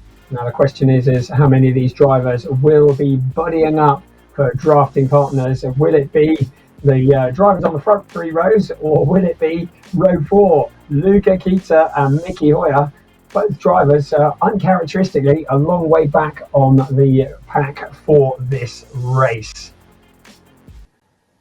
So here we go, and we just wait briefly for the cars to appear as we see Alan Terzic just preparing himself. This is serious stuff. The crowd of, we reckon, nearly 250,000 people at the Indianapolis Motor Speedway watching on and being thoroughly entertained by the racing that we have seen. Right, there's 3 cars. We just need another 5. There's 4. And very shortly, they will all appear and we will be ready to go racing. So you see that Alan Terzic is the most eager, so he wins that race to get on the grid. Right, we have our cars. We are just moments away from the second quarterfinal here at the Indianapolis Motor Speedway. We wait for the klaxon to sound, and now we are racing. Away we go. And it's an absolute drag race into turn one. Once again, it's the strategy all the way. Terzic leading the field around. Liam Duval in second, and it's Schmid and Stefanko in third and fourth. So the drivers settle down in this, the first of 3 laps. Just to remind you, we're going to be losing 2 cars at the end of this one, so this is critical. Terzic looks to have things under control at the moment, but he doesn't have a drafting buddy, and it's only just a matter of time before they gang up on him from behind, working in doubles. This is what we've discovered, and they complete lap 1. Terzic from Duval, then Lasse back, and then Capet, but now Duval second, Hoyer in third, and back to fourth. So it's all changed, lots of jostling for position still. We're on to lap 2, and very, very shortly it will all suddenly unfold, and who knows what will break loose. Terzic still leading the way from Duval and Hoyer. So 3 abreast behind, and that is really great racing here at the Indianapolis Motor Speedway. Right, this is where it's going to get critical. Across the line they come into the final lap. This is where the drafting really starts to work. The front 3 running as one. It's Terzic, Duval and Hoyer running together. Stefanko not letting them out of sight. It's a single file of cars at the moment. But here we come along the back straight for the very last time. Terzic is looking under pressure. And there's a car that's gone very wide and very deep. Into the corner they come. And into the short chute. That's someone who's spun. But it's Terzic who leads the way. Duval is second. And Duval looks to be just a little bit too far back to make that dash to the line, or is he? Here they come, it's going to be a 3-way dash. It's Duval in front. So Duval who crosses the line from Terzic and Hoyer and Kita and Cabot and Stefanko back and Schmid. So once again, a nice bit of drifting around the corner in pure celebration and into the wall in pure celebration. So brilliant stuff. Liam Duval winning from Alan Terzic. Terzic looked like he had it sewn up, but again and again, it's the strategy. Perhaps. So Liam Duval, a lively finish there from Alan Terzic, Mickey Hoyer and Luca Kita rounding out the top 4. Oh, you want to keep going? So here we go. Keep going. Let's do the full 500, shall we? Liam Duval for Patrick Long Esports, Alan Terzic, Mickey Hoyer, Luca Kita, Risto Capit, Martin Stefanko. They all proceed to level 4. And it's time to say farewell. See you soon, Lasse Bach and Thomas Schmid. It's been a blast, but it's time to go home. The top 6 go through to the next level. We'll see if Liam Duval is up for a bit of a chat after that race win. Liam, can you hear me? Hello. Hello. Well, I can hear you, and I can also see you with a big grin on your face. Yeah, happy to win. I think that's my first win. Like, it's not really a win, but, in this class, in this race, the separate race of the event. First win, I think. Obviously, did Alan a bit dirty, using his bump draft the whole race and then overtaking him at the end. But it doesn't really matter because, you have such a long race with such big slipstream. It doesn't matter if you start first or second in the next race. So, but obviously, I'm happy still. It's really interesting how this is quite a different race, isn't it, to what we've seen in the past, and how different strategies and the slipstream is coming into play. I think the slipstream is a tiny bit too strong because you can just overtake from so far back and you see everyone holding back, But still, I love oval racing. I've always loved it, and it's really great to do it in these cars. You guys should start a oval only World EX next year. That's my opinion. Ooh, okay. We could have 2 championships running side by side, shall we? William, congratulations, and we look forward to seeing your performance in level 4.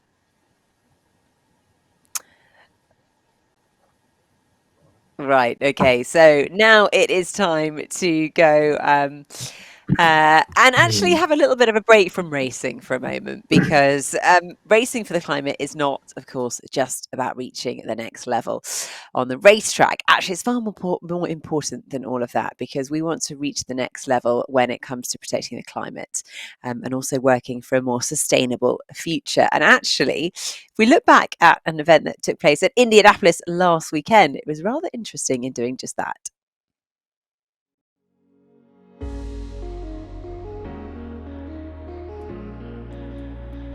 The famous Indianapolis Motor Speedway was home of the first Indy Autonomous Challenge.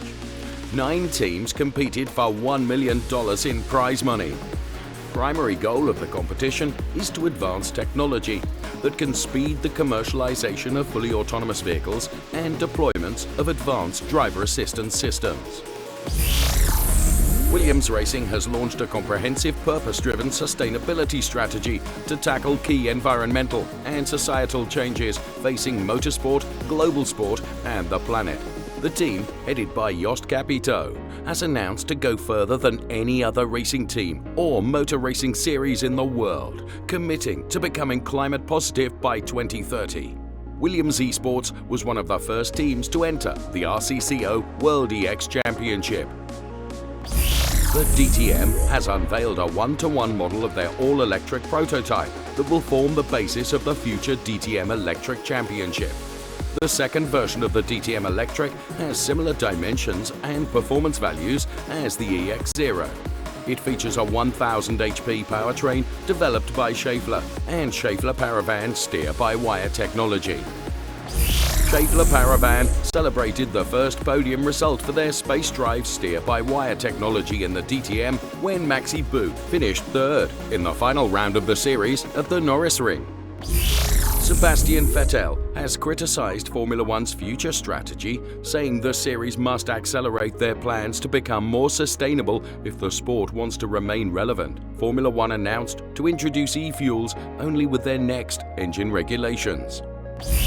Cupra driver Matthias Ekstrom has become the first champion of the all-electric pure ETCR championship.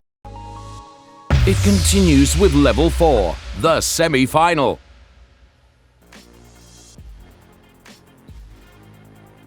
So it's the first of 2 semi-finals, and it's the Pro first, Phillippe Dennis and Job van Utrecht on the front row, Nicholas Hildebrand and Henry Drury on row 2.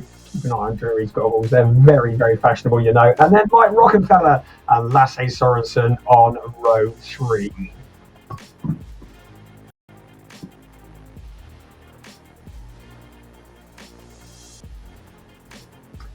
So, as we just wait for the rest to scroll through,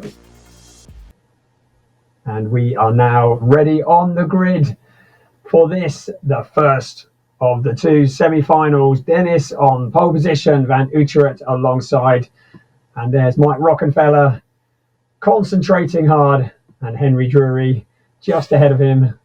So, the clock is strike 0, the klaxon sounds, away we go. The long stretch up towards turn 1. It's Dennis in the lead, Van Utrecht in second, and Hildebrand in third. So 3 laps, 2 laps of strategy, 1 lap of just going for it. Hildebrand in third place is looking racy, also is Drury. So is Drury making an early move, and it looks as though they might be. Van Utrecht takes the lead, so Hildebrand into second, Dennis to third. So away we go, and Van Utrecht leading the way. So slipstreaming all of the way through is Van Utrecht from Hildebrand. It's the end of the first lap. The cars are weaving to the left and to the right. There are 2 distinct groups of trains of cars. Van Utrecht going low into the track, Hildebrand behind. Van Utrecht continues to lead the way. We're on to lap 2 of this race. Still A little bit of a single file at the moment, but it will be lap 3 where this all happens. Van Utrecht, there's a car gone off into the wall. That looks like Dennis. So car into the wall and the front 4 have broken away. Van Utrecht in the lead with Hildebrand in second, Sorensen third, Rockenfeller fourth. The first 4 having broken away from Dennis and Drury. And so Van Utrecht, now the first 3 running side by side is Sorensen who takes the lead. There's a little bit of barging. There's quite a battle for third place, and there's Spinner. Van Utrecht goes spinning up onto the wall and propped up on top. We're into the last lap. It's Sorensen who continues to lead the way. Hildebrand in second, then it's Rockenfeller. So Sorensen looking to try and hold on to that lead. Hildebrand lining him up. There is going to be a move to the outside. It's Rockenfeller to the outside. He's learned something here, don't you know? In second place, Rockenfeller back to third. Sorensen leading into the final corner. He's got a gap. Hildebrand and Rockenfeller running side by side are going to slow each other down, and it's going to be Sorensen who crosses the line to win the race ahead of Hildebrand and Rockenfeller. Van Utrecht and Drury are a distant 4th and 5th, and Dennis is a non-finisher. So you can see Lasse Sorensen return to form after a fairly quiet qualifying race, and Hildebrand in second. But Lasse Sorensen doing what he does best, and that is leading from the front. And the first 3 cars on their wind down lap. Brilliant stuff here at the Indianapolis Motor Speedway. Let's have a look at the official confirmation of the race. It is Lasse Sorensen for TK9 eSpeed, Nicholas Hildebrand for Baylor Racing Team Euronics, and Mike Rockenfeller who proceed to level 5. We say goodbye to John Van Utrecht, Henry Drury, and Phillippe Dennis. It's been a blast. We'll see you next time. Top 3 through to level 5. Lasse Sorensen does it again. Mike Rockenfeller, though, giving you a run for your money. Yeah, it was tactics coming in here in the last lap, so well driven by Mike, and yeah, it was a fun race, clean, and it's so hard when you have to be in the slipstream. If you get out of the slipstream, you are basically done. So trying to find the right place to get into the slipstream is amazing. So do you think today could be your 4th win? Today, I think is everyone could win today. I mean, depending on where you start and which train you get into on the first couple of laps, I think that's going to decide how the final is going to end. Yeah, okay. All right then. Well, we will have a quick catch up with one of your biggest rivals of the competition now, Mike Rockenfeller. Mike, that was an epic race. Was it as fun to compete in as it was to watch? Yeah, it was a lot of fun, to be honest. Like Lasse said, it depends where you are. It's so unique to race here in Indy. I really enjoy it. I try to stay out of trouble, to be honest. And then, you get into the rhythm and you are in the fight, and then you forget everything what you planned before. So it's really important to stay cool and to bring it to the finish. Excellent. Well, we look forward to seeing those tactics continue into the next level. I try my best. We got to get you in the final. Yeah, I will try for sure. I will try my best. All right. Don't worry. Thanks very much, Mike Rockenfeller. Thank you.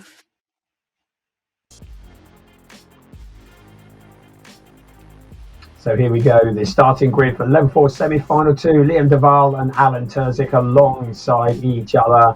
Then it's Mickey Hoyer and Luca Kita making up row 2. Row 3, Risto Capet and Martin Stafenko. And that is your grid for level 4, the second semi-final for the esports drivers. So all of these drivers will be thinking long and hard about the strategy and how they're going to play this race. The slipstream is everything. It's a great new thing that we welcome to the World EX Championship, the whole concept of slipstreaming and drafting, probably more so here than at any other track. And we look at the drivers getting ready, and a quick scratch and a cough, and we're ready. I know the feeling. So Liam Duval focused, ready. So what's he going to do? Is he going to get a buddy who will draft with him, or is he going to Bold go alone accusation. and try and Maybe pull someone away? is enjoying the evening often. Kidding. Oh, Good here we luck. go. Right, You underestimate we've the got them all. esports. Go up. So we've got 6 drivers. It's Liam Duval and Alan Terzic on the front row. Mickey Hoyer, Luca Kita, Risto Cabot, and Martin Stefanko. And it's Duval who steps off pole position and leads the pack into turn 1. Now, are we going to see all the cars continuing in the right direction, keeping it out of those very unforgiving Indianapolis walls? Liam Duval leading the way. I can return the Alan favor Terzic now. pretty well Yes, pushing him please. along the back straight. I like it, Alan man. Terzic going to make a move early, or is he going to sit in the draft? He doesn't want to go up too high because he'll get hung out to dry, and the rest of the cars will come steaming through. Liam Duval, Alan Terzic, Mickey Hoyer, Estebanco behind, and there's a little bit of contact with the wall. They keep it pointing in the right direction. Duval almost being pushed by Terzic, but you just get the feeling that Terzic doesn't want to go past too soon. Mickey Hoyer is there waiting as well. So 1, 2, 3, 4, 5, 6 cars running in the draft. Terzic, and you just feel as though he is waiting for his moment, don't you? This is lap 2 of the 3. And very, very shortly, the cars will be on to the final lap. And then the gloves will be off, and it will be every man for himself. Liam Duval leading the way from Alan Terzic, Mickey Hoyer in 3rd place. Right, here we go. This is the bit you want to watch. It's lap 3. Liam Duval, Alan Terzic. These cars all identical, all running foot flat to the floor, all using the draft to their best advantage. Liam Duval, though, has opened up a bit of a gap, but we've already seen that kind of gap can be eaten up in a moment. And Alan Terzic apologising as he goes past to the inside, and it's Terzic to the lead. So Alan Terzic to the lead on the final lap of this race. Mickey Hoyer in 2nd, Liam Duval down to 3rd. So Alan Terzic leading the way. Has he gone too early? Will the others be able to slingshot past him? Out of the final corner we come. It's Alan Terzic and there's Mickey Hoyer coming back. Liam Duval as well. This is going to be a four-way blast to the line. And it's Mickey What Hoyer happened there? from Alan Terzic and I'm in Liam pit lane. Duval. Okay. Heart rate's like very high. Interesting tactics in the final 2 turns when being 3 wide. Never before has a driver had to think so long and hard about slipstreaming and tactics. And you'd think that motor racing was about getting in front and pulling away. Well, that's not the case. It's all about waiting for the moment and being there at the end. It's Mickey Hoyer for Absolute Racing, Alan Terzic for BS Plus Competition, and Liam Duval for Patrick Long Esports, who go through to level 5. We say goodbye to Risto Capit, Luca Kita, and Martin Stefanko. And see you later, Alligator. The top 3 is through. The next 3 are going home.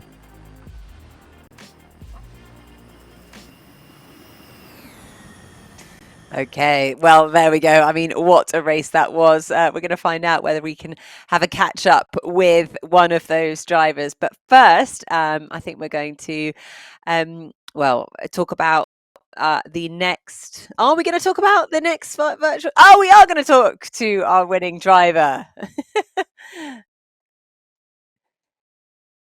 Congratulations there. Just paid off in the last millisecond. Yeah, I mean, like going into the last 2 turns, literally 3 wide, 2 wide, some aside, some not aside, some in the draft, not in the draft. And then like where you position your car on the exit and whether you can go out of the slipstream on the sprint to the line if there's a car beside or not beside. Like so much of a lottery to a certain extent. And yeah, this time 8,000 of a second just clinched in nicely, but yeah, like starting first for the next race doesn't mean anything, so need to do it all again. Yeah, absolutely. But it's a very nice position to be in, isn't it? Yeah, certainly better than starting at the very back, but yeah, I mean, I came from the very back in level 3, started 8th and got 3rd, now got 1st. That's hope we can stay there. Yeah, and I guess, in that position as well, it must build your confidence as well, which has always got to help. I think I would be even more confident starting in the second row. But yeah, let's see. It's going to be a very different type of race coming up now where we are mixed with the pros again. So let's see. Exactly. Well, Miki Hoyt, congratulations on getting yourself through to level 5. Right. Okay. So with just 2 more races left tonight to decide the winner of the EX Indy E-Prix. But before we do move on to those final levels, we're actually going to introduce our EX0 car, which is the world's fastest virtual electric racing car. Let's take a look. The EX0 is the world's fastest virtual electric racing car, created by Le Mans winner and DTM champion Mike Rockenfeller, with the help of technical partners from the real racing world. In theory, the car could become reality. Right now, the virtual version is exclusively available for the R-Factor 2 racing simulation. EX stands for Experimental Electric Prototype, 0 for zero emissions. With 1000 HP and 1000 kilograms, the EX0 has a power-to-weight ratio of 1:1, allowing lap times close to those of the latest LMP1 hybrids. The car accelerates from 0 to 200 kilometers per hour in just 4.6 seconds and is able to reach a top speed of approximately 384 kilometers per hour on the lowest drag configuration. It has 2 forward gears and 4-wheel drive with 2 electric engines, one at the front, one at the rear axle. The 85 kilowatt battery allows about 15 minutes of racing. Together with partners like Formula E and DTM champions Abt Sportsline, RCCO will keep the EX0 in line with the development of zero-emission drivetrains in the real world. In future, also allowing car brands to develop their own cars for the platform. And all this with a clear purpose, creating awareness for the climate crisis and collecting donations. Each lap completed in the RCCO World EX Championship increases the hashtag Racing for the Climate jackpot, which will be devoted to a climate conservation project selected by the world champion at the end of the season. In the first 8 rounds, 1,099 laps have been completed, which adds up to a total of €10,990.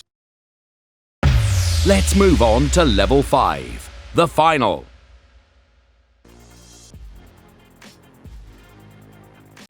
So the final of the E-Prix from Indianapolis has Miki Hoyt and Lasse Sorensen starting from the front, but we already know that grid positions mean absolutely nothing here at Indianapolis. It's all about the slipstream. Alan Terzic and Nicholas Hilbrand are on row 2, row 3, Liam Duval and Mike Rockenfeller.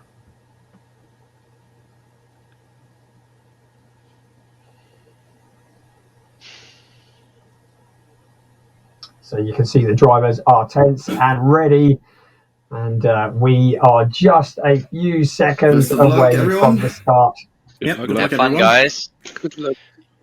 From the final here at Indianapolis, just this and one more race to go. This is going to be exciting. It's the creme de la creme.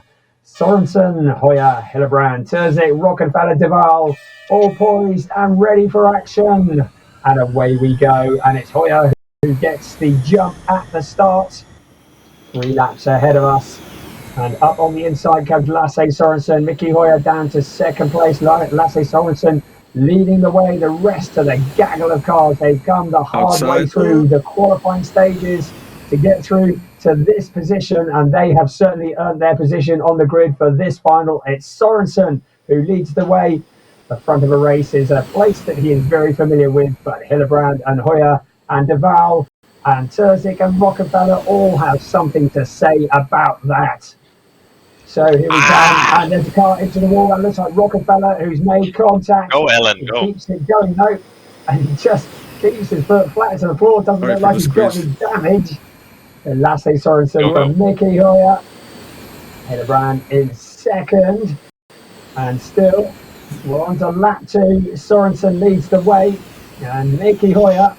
Now, don't go too soon, Miki, if you want to win this race. But Hilbrand, no one's told him that. He goes to the inside. of Mickey Hoyer. And underneath he goes. So Hillebrand just with his nose in front slightly. It's Sorensen leading the way. They're side by side, and now Hoyer, Hillebrand just making a bit of contact. It's Sorensen who leads.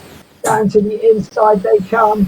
It's Sorensen in the lead from Hoyer, from Hillebrand, from Duval, from Terzic, from Rockenfeller. Sorensen.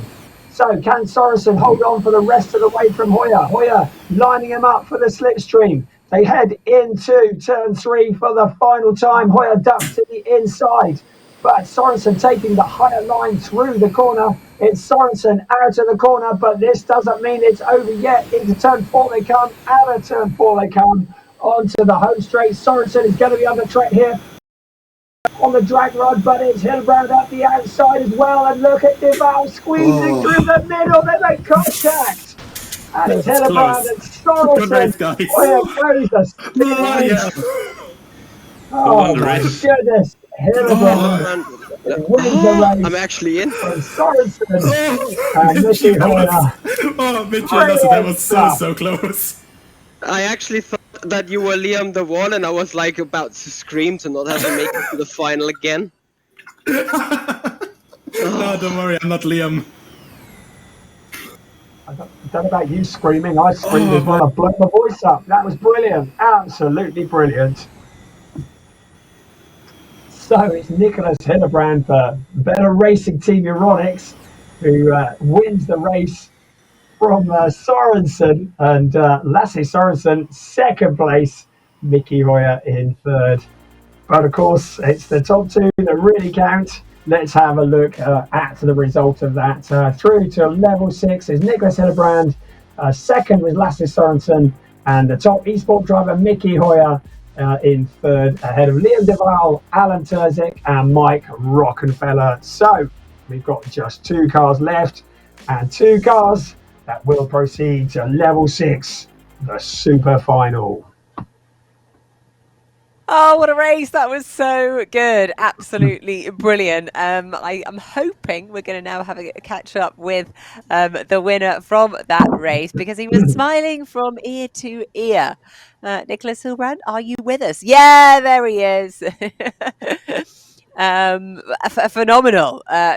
You look rather pleased with that result.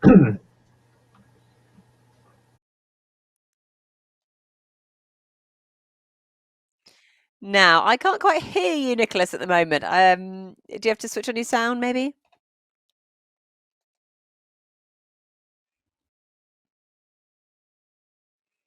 Well, I can tell you're very pleased with the result. I'm going to use my lip reading skills. Oh, no, you're not saying anything at all now. Yeah, exactly. Give us a thumbs up. Brilliant. Okay. Well, good luck for the final round. That's a shame that we can't catch up with Nicholas, because that really was a pretty dramatic race there. But hopefully we'll speak to him potentially after winning here today. Right. So let's go through to the next round.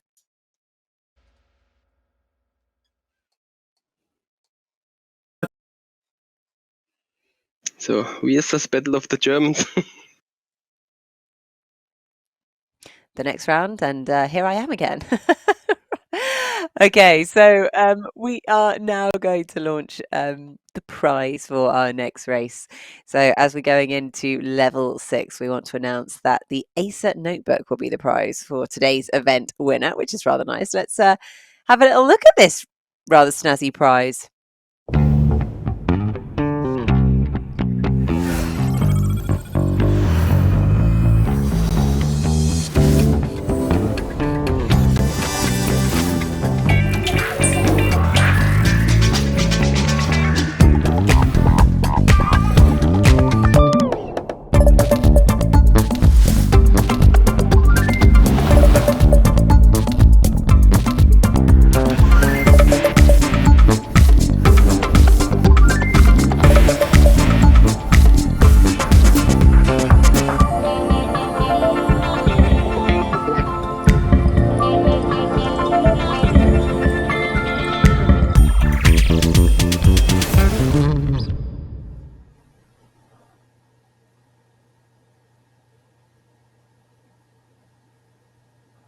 So that's a very nice prize for the overall winner here of the Indianapolis E-Prix. It's going to be Nicholas Hillebrand or it's going to be Mickey Hoyer.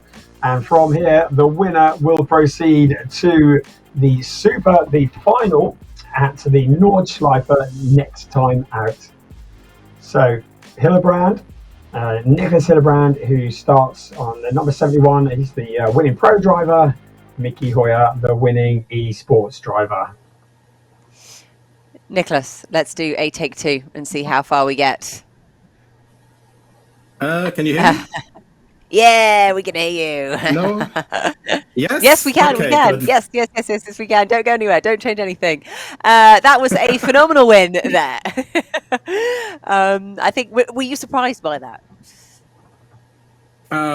My heart was beating so hard. I knew that, it was my one last ditch effort pretty much, and I hope that I got enough momentum through the last corner. And luckily I did. Michi and Lasse also went defensive, and I just thought, well, right side, gets go 3 wide and make it, and hope it was enough. So yeah, it was enough.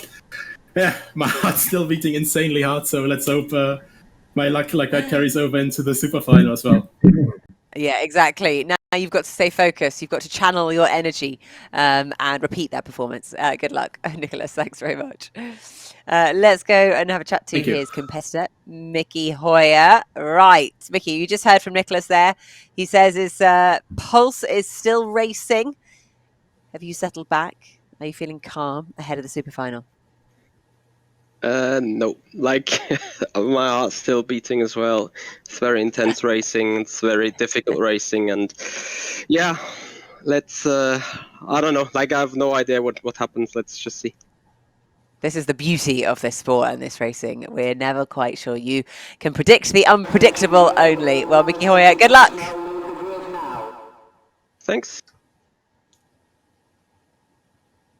So here we go. The tension before this is immense. Looking for a place on the grid at the Champions Race. May the first cross the line or so. Episode 10. Next time out. You have to finish. Yeah, exactly. Yeah, just don't put it in the wall. So here we go. It's going to be the super final with Nicholas Hillebrand and Mickey Hoyer. Hillebrand on pole position. So will it be about the slipstream or will it be about just pure pace? Away we go, the first of 2 laps. There are 5 miles ahead of us, and after that we will know who will be making their way to the Champions Final on the Nordschleife. Hillebrand currently in the lead. And Mickey Hoyer looking to the outside. Now there's 1 lap less than I was in the previous race, so only 1 lap to just pick up the slipstream and make it stick, and then it's gloves off, and it will see who is going to be the winner of the super final. Hillebrand taking a nice low line through the corner. Hoyer looks high, but he's not making a move to pass yet. He knows that's not the way to do this. So into the last lap we come. This is where it really matters. It's all about the slipstream. Hillebrand, Hoyer. Hillebrand still holding on in the lead of this race. Hoyer, has he got something up his sleeve? Mickey Hoyer, who has come close in the past to winning a position in the final at the Nordschleife. This could be the big opportunity he has. Here they come along the back straight for the last time. Hillebrand going up high into the corner. Hoyer matching his every move into turn 3. Out onto the short chute we come. And it's Hillebrand who still leads the way. Mickey Hoyer, though, he's going to try something. Surely he is. He looks to the top. It's Hillebrand on the inside. Hoyer to the outside. Here he comes. It's a drag race across to the line. And it's Hillebrand who does it. Nicholas Hillebrand who makes it across the line first. That was a stunner. Great race. And books himself a place in the Champions Race. For a split second, I wasn't sure whether to pull in the draft or whether we had an overlap. And effectively, it was. Yeah, congrats. It's so close to that. Thank you so much, man. You did a really good race. Brilliant. Yeah, that was a lot of fun. Much deserved. Thank you very much, man. We like to hear what they're saying, but that was their second win in a row for Bella Racing Team Euronics. they will be delighted with that because Luca Kita won last time out at Monza, of course. So we're going to do some celebratory donuts. It looks like it to me. Yeah, that's got to be pure donut, doesn't it? So the winner, it's Nicholas Hillebrand. What a brilliant drive. The strategy of winning at Indianapolis, it was a whole new dynamic here in the RCCO World EX Series. So congratulations to our winner, Nicholas Hillebrand. So much excitement here this evening. What great racing we've seen. Oh, I'm going to have to go and have a lie down after that, I think. So, too cool for anything at all. Nicholas Hillebrand, sunglasses on, and a very, very happy driver for Bell Racing Team Euronics. So, here's the official result coming up now. And there you have it. Nicholas Hillebrand for Bella Racing Team Euronics and Mickey Hoyer with Absolute Racing coming home in second place. What a great evening of racing. Loved it. It really was. We knew that today was going to provide some racing for our first oval race at the famed Indy track, and it really did. Nicholas Hillebrand, let's just talk about your day because, well, it's gone from strength to strength, really, and I love seeing the emotion that you're showing after the race. It's so nice to see. Yeah, thank you very much. It's just an insane, uplifting feeling. Monza didn't really go well for us, and luckily Luca won there, so really good result for the team. I'm obviously just a guest starter for Frank Bieler, and he's one of my childhood heroes, so I'm insanely happy to provide such a good result for him. And for the team, it's just an insane feeling. That's amazing. It really must mean a lot to you, particularly if I didn't realize that Frank Bieler was one of your sort of idols when you were growing up. So it must feel very surreal racing in his team now. Yeah, absolutely. And, it's even better getting a good result for it as well. So, yeah, it's just incredible. I watched a lot of endurance racing besides F1, obviously. And, the years growing up with Audi's LMP 900 or LMP1 and stuff, Frank winning Le Mans 5 times, it was just absolutely insane. And, now a win for that. Well, you can add another win to his trophy cabinet. Well done. Congratulations. And you have now secured yourself a spot, of course, in that grand finale on the 23rd of November. And also, actually, today, it means you get to go home with the Acer notebook, our prize for today's event winner.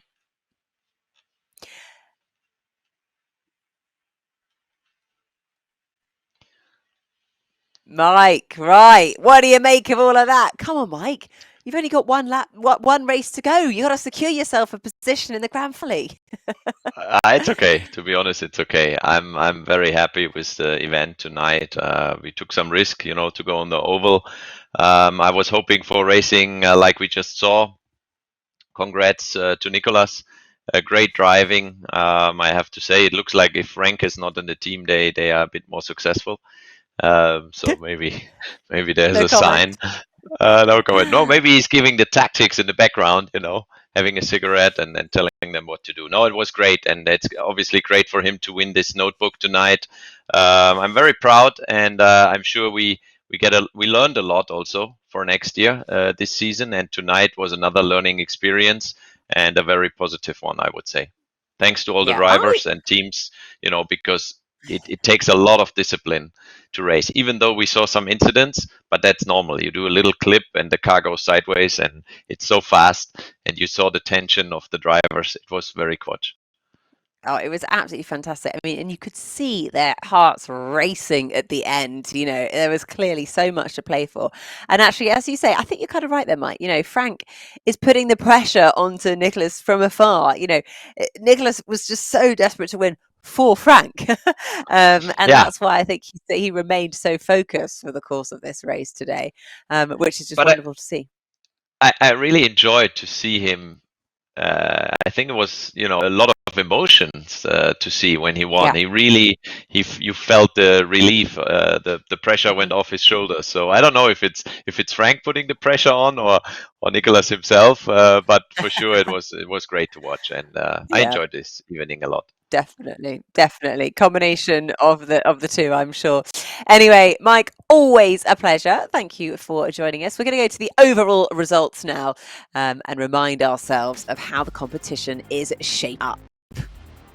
So there we go. These are today's race results. It's that man, Nicholas Hilbrand for Biela Racing Team Euronics, who took today's win, the penultimate win in this championship, and the runner-up, Mickey Hoyer for Absolute Racing. It's been an incredible day of racing here, but only one man prevailed. Congratulations once again to Nicholas Hilbrand. So this takes us into how the driver standings look. You can see there, if you look at the points, it's a driver from P1 down to P7 that have scored a point in the P1 category. In other words, who have won a race. Lasse Sorensen there taking 3 wins so far. Martin Stefanko, Risa Capet, Philip Dennis, Luca Kita, Bruno Senna, Nicholas Hilbrand. Those are the 7 drivers who have secured themselves a spot in that grand finale, which is next time out, 23rd of November. So we can't wait to see how they do in the championship. Right, team standings.